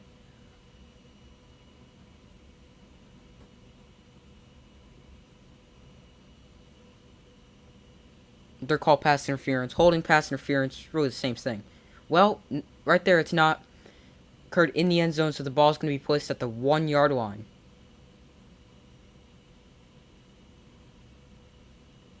And that's also going to give them another first down. The ball should be placed at the 1-yard line, if I'm correct about that rule.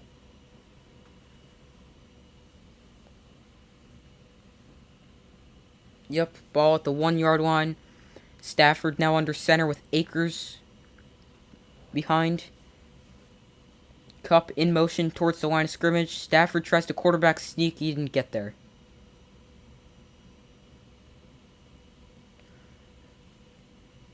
Stafford's had a few rushing touchdowns here in the postseason.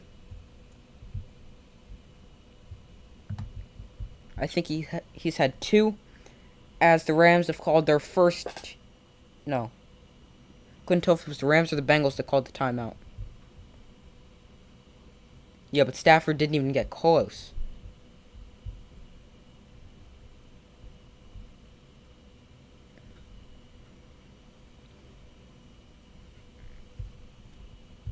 Stafford has had 2 rushing touchdowns this postseason.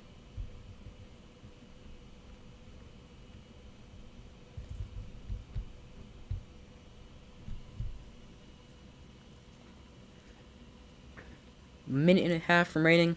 Technically a minute and 29 seconds. Stafford under center again. Akers is the back. You throw it. Fade to Cooper Kupp. He caught it. There's the touchdown. That's not the worst thing for the Bengals. They could still tie it with a field goal. Assuming they kick the extra point and not go for 2, which I think they will. You don't put the Super Bowl on the line going for 2. I don't think so.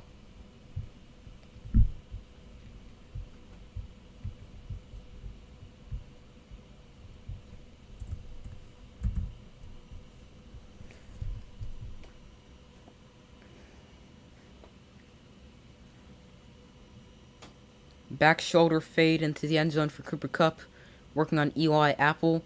A minute and 25 seconds remain for Joe Burrow, and as Matt Gay knocks through the extra point, 23-20 as the Rams take the lead.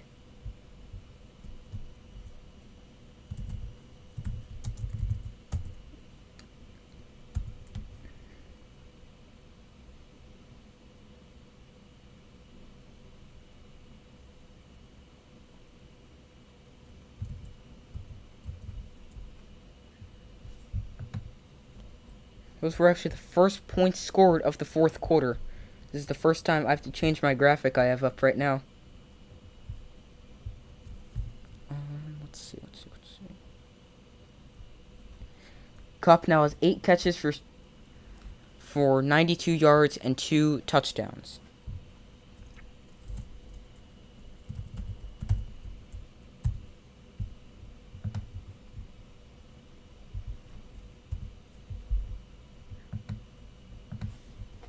There we go. 23-20.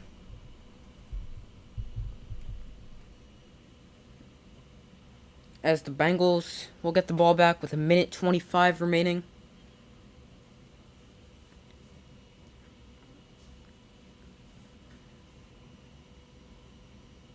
They still have 2 timeouts. That was the Bengals that took the timeout before. Sneaks are not the way. Run something similar to the 4th down play earlier in the quarter. Agreed. I don't think that was the right call there. I mean, if you needed a few inches, but you needed a full yard. So I don't think they should have ran the quarterback sneak right there.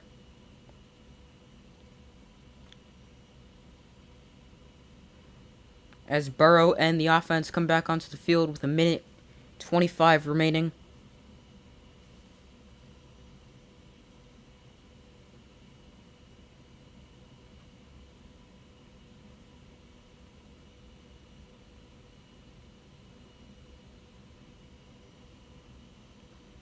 Joe Burrow and the Bengals at their own 25-yard line. Burrow throws high for Jamar Chase, but he caught it. He smart going out of bounds right there, saving as much time as possible. He made Jalen Ramsey miss on the play right there.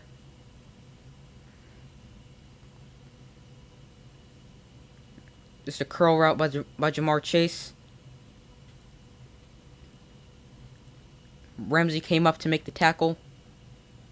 Still plenty of time, only needed field goal, yes. Agree. They don't need a touchdown here. And they do have Evan McPherson, who's been very, very good this postseason. Burrow takes a snap. Slant to Boyd. Whoa, big hit by Eric Weddle. After Boyd caught that. The clock's running. 2nd and 1. Samaje Perine comes in as the back, or he might have been in there. 59 seconds at the 50-yard line, 2nd and 1. I'd expect to see a timeout after this play. It's going deep for no one. It's like Jamar Chase was in the direction but stopped running. 48 seconds remain.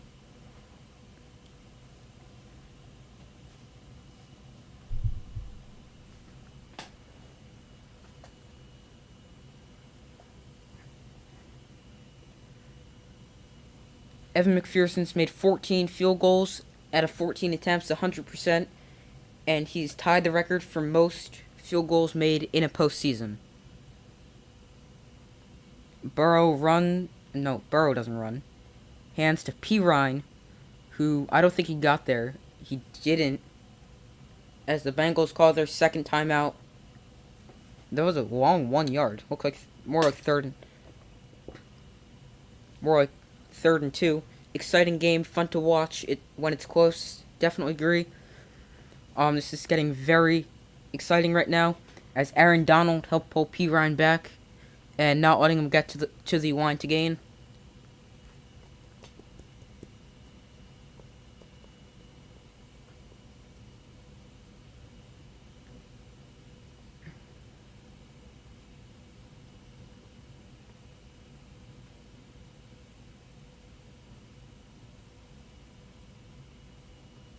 .43 seconds left. Here's the game right here. 4th and 1. Burrow takes a snap and he gets sacked. And the Rams, no, he didn't get sacked. He got rid of it. He attempted to get it to Samaje Perine. Knocked down, and looks like the Rams are gonna win the Super Bowl.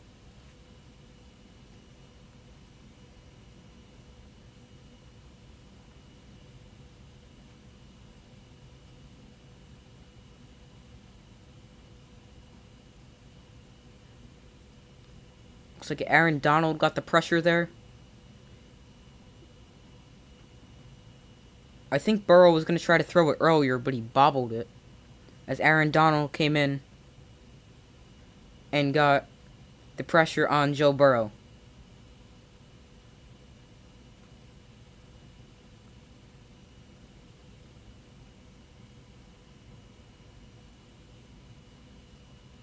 So all that's left to do for the Rams is to take a knee. The Bengals still have 1 timeout to technically take 2 knees, but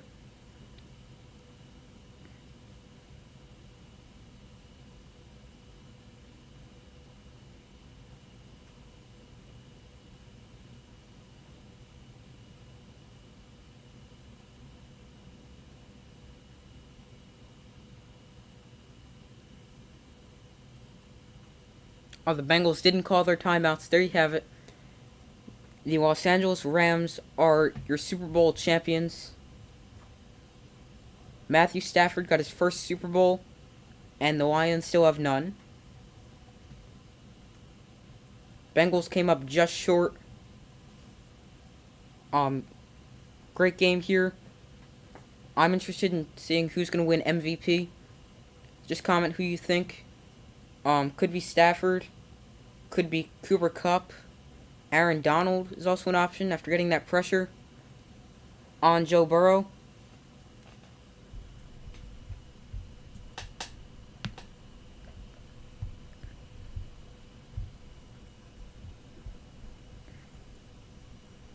So the Super Bowl 56 champion is the LA Rams.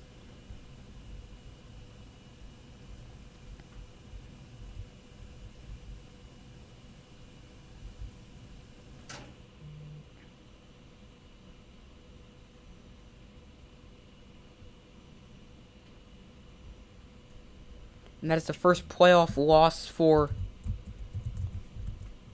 Joe Burrow and Jamar Chase together as teammates.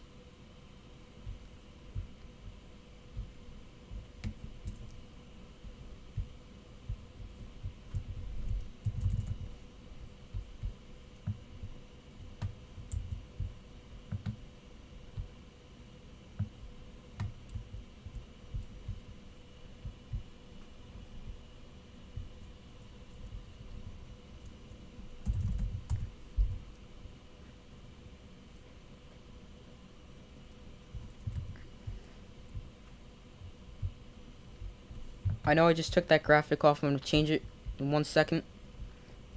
Just made the new one. I just want to put it up. And I wanted to put that up. Take that away first.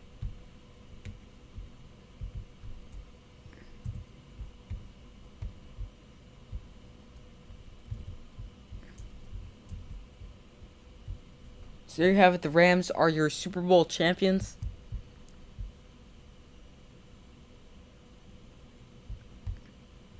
Stafford or Cup as MVP? Probably agree. I wouldn't be surprised if it was Cup. Stafford had the 2 picks. Let's see, let's compare the two real quick.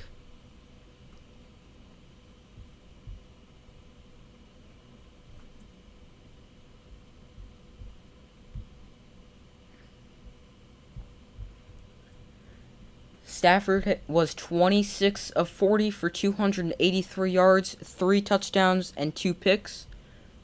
Cup had 8 catches for 92 yards and 2 touchdowns. I would probably give it to Stafford. Could go either way.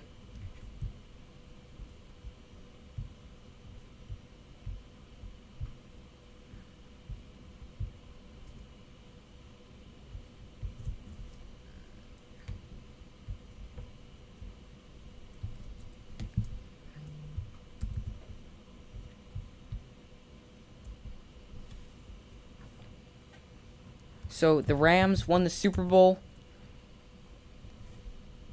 Joe Burrow ended the game getting sacked quite a few times.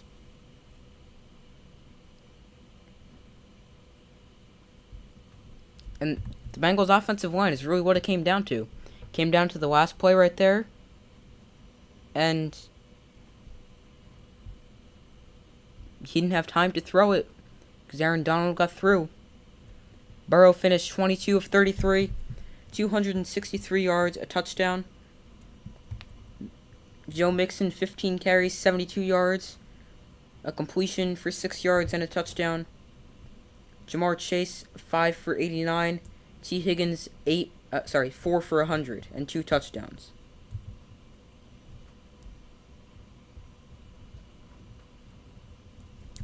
What's next year's Super Bowl? Make a way too early prediction on the winner. That's tough. Let's see. Good question. Wouldn't be surprised to see either one of these teams back here. I think the Chiefs are going to represent the AFC.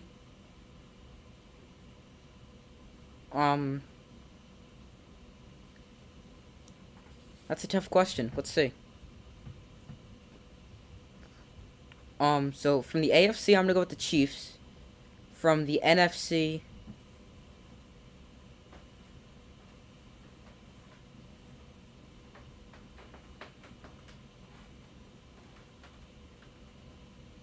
I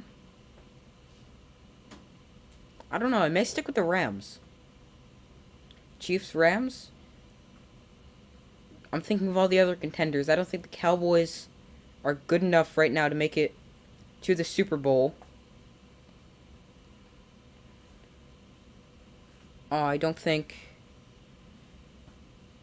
the Buccaneers aren't going to make it without Tom Brady. Unless they go trade for, like, Aaron Rodgers or someone.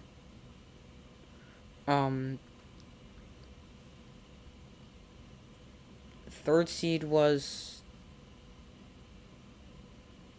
Oh, the third seed was the Cowboys. And the Packers...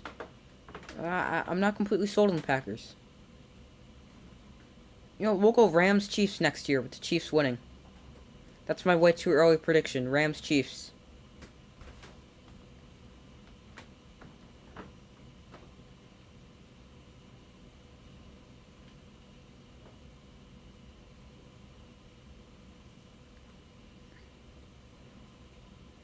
Just gonna wait here and see who's gonna be the MVP.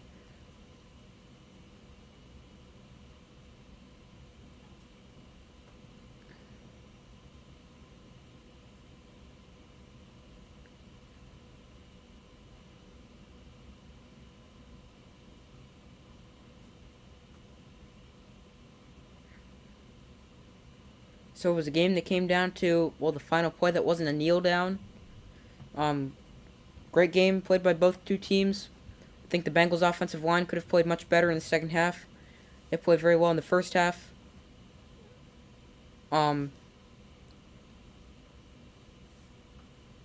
Didn't play well in the second half. Gave up, I think it was, let me check. I want to say 6 or 7 sacks in one half.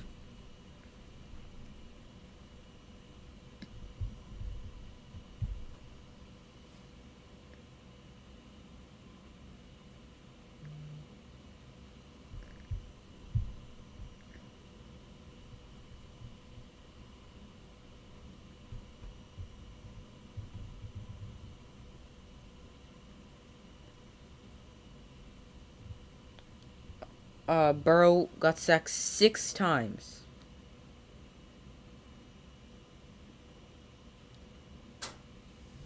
In the second half alone, 7 times in total. Getting sacked for a total of 7 times for 43 yards. Quick thing here, while we're waiting for the MVP to be announced, I would not be surprised if Rams left tackle Andrew Whitworth retires. He's over the age of 40, just won a Super Bowl. I think it's a good way to go out. Similar to how Peyton Manning went out a few years ago, or 6 years ago now, after the Broncos beat the Panthers. So don't be surprised if see Rams tackle Andrew Whitworth retire here. Also, wouldn't be completely shocked if Eric Weddle goes back into retirement.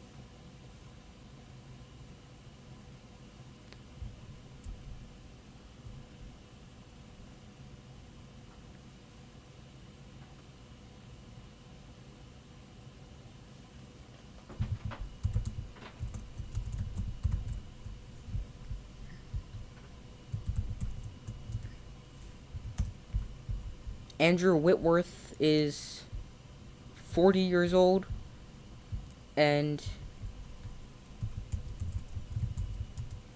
Eric Weddle is 37.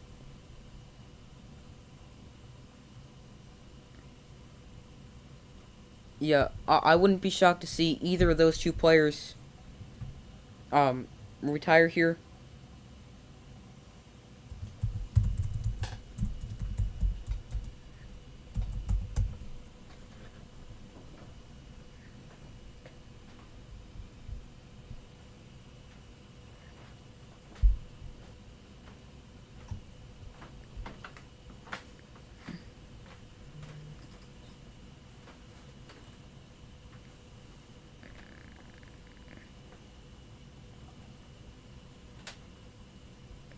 I think MVP is probably going to be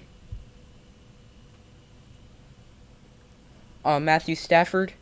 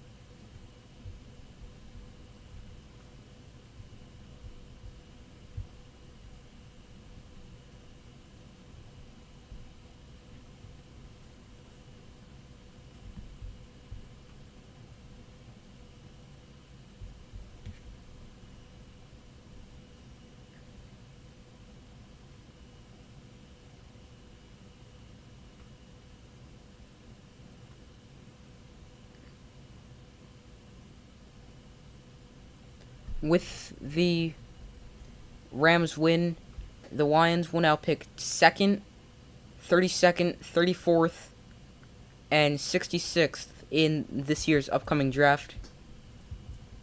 Because they had the Rams pick from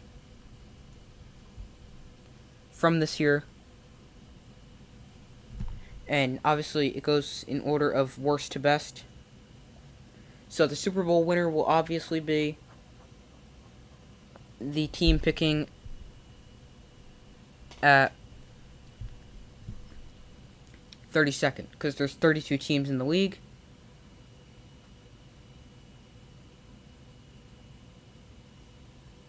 So if anyone else wants to comment their way too early prediction for next year, but mine is Chiefs over Rams in Super Bowl 57.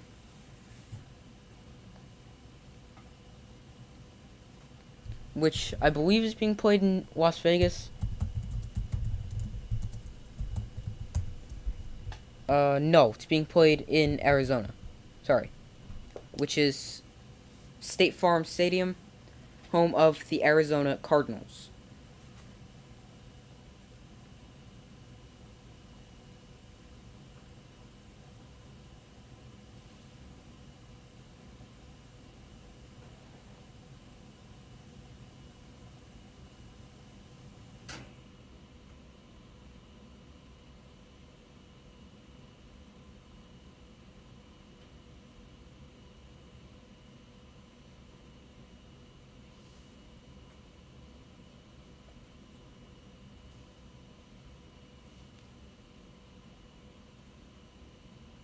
I'm just waiting to see who the MVP here is.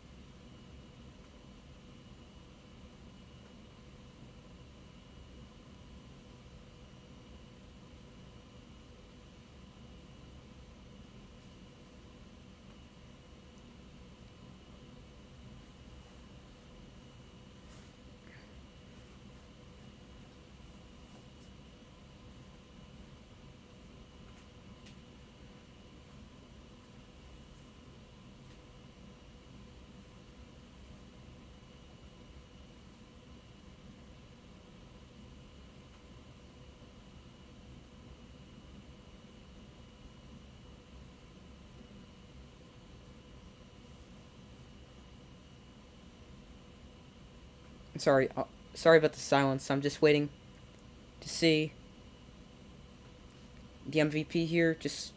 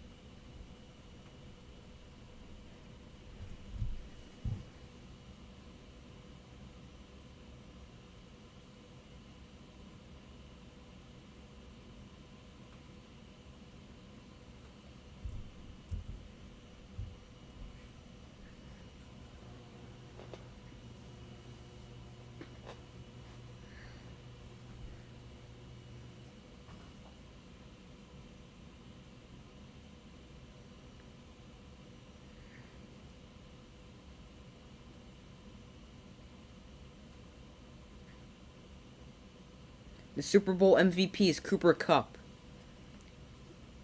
Definitely could have gone either way. I was more on the side of Stafford, but it's Cooper Kupp. He had 8 catches, 2 touchdowns.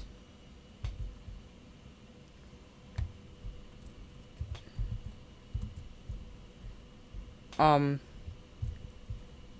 second, I accidentally closed something I didn't mean to close.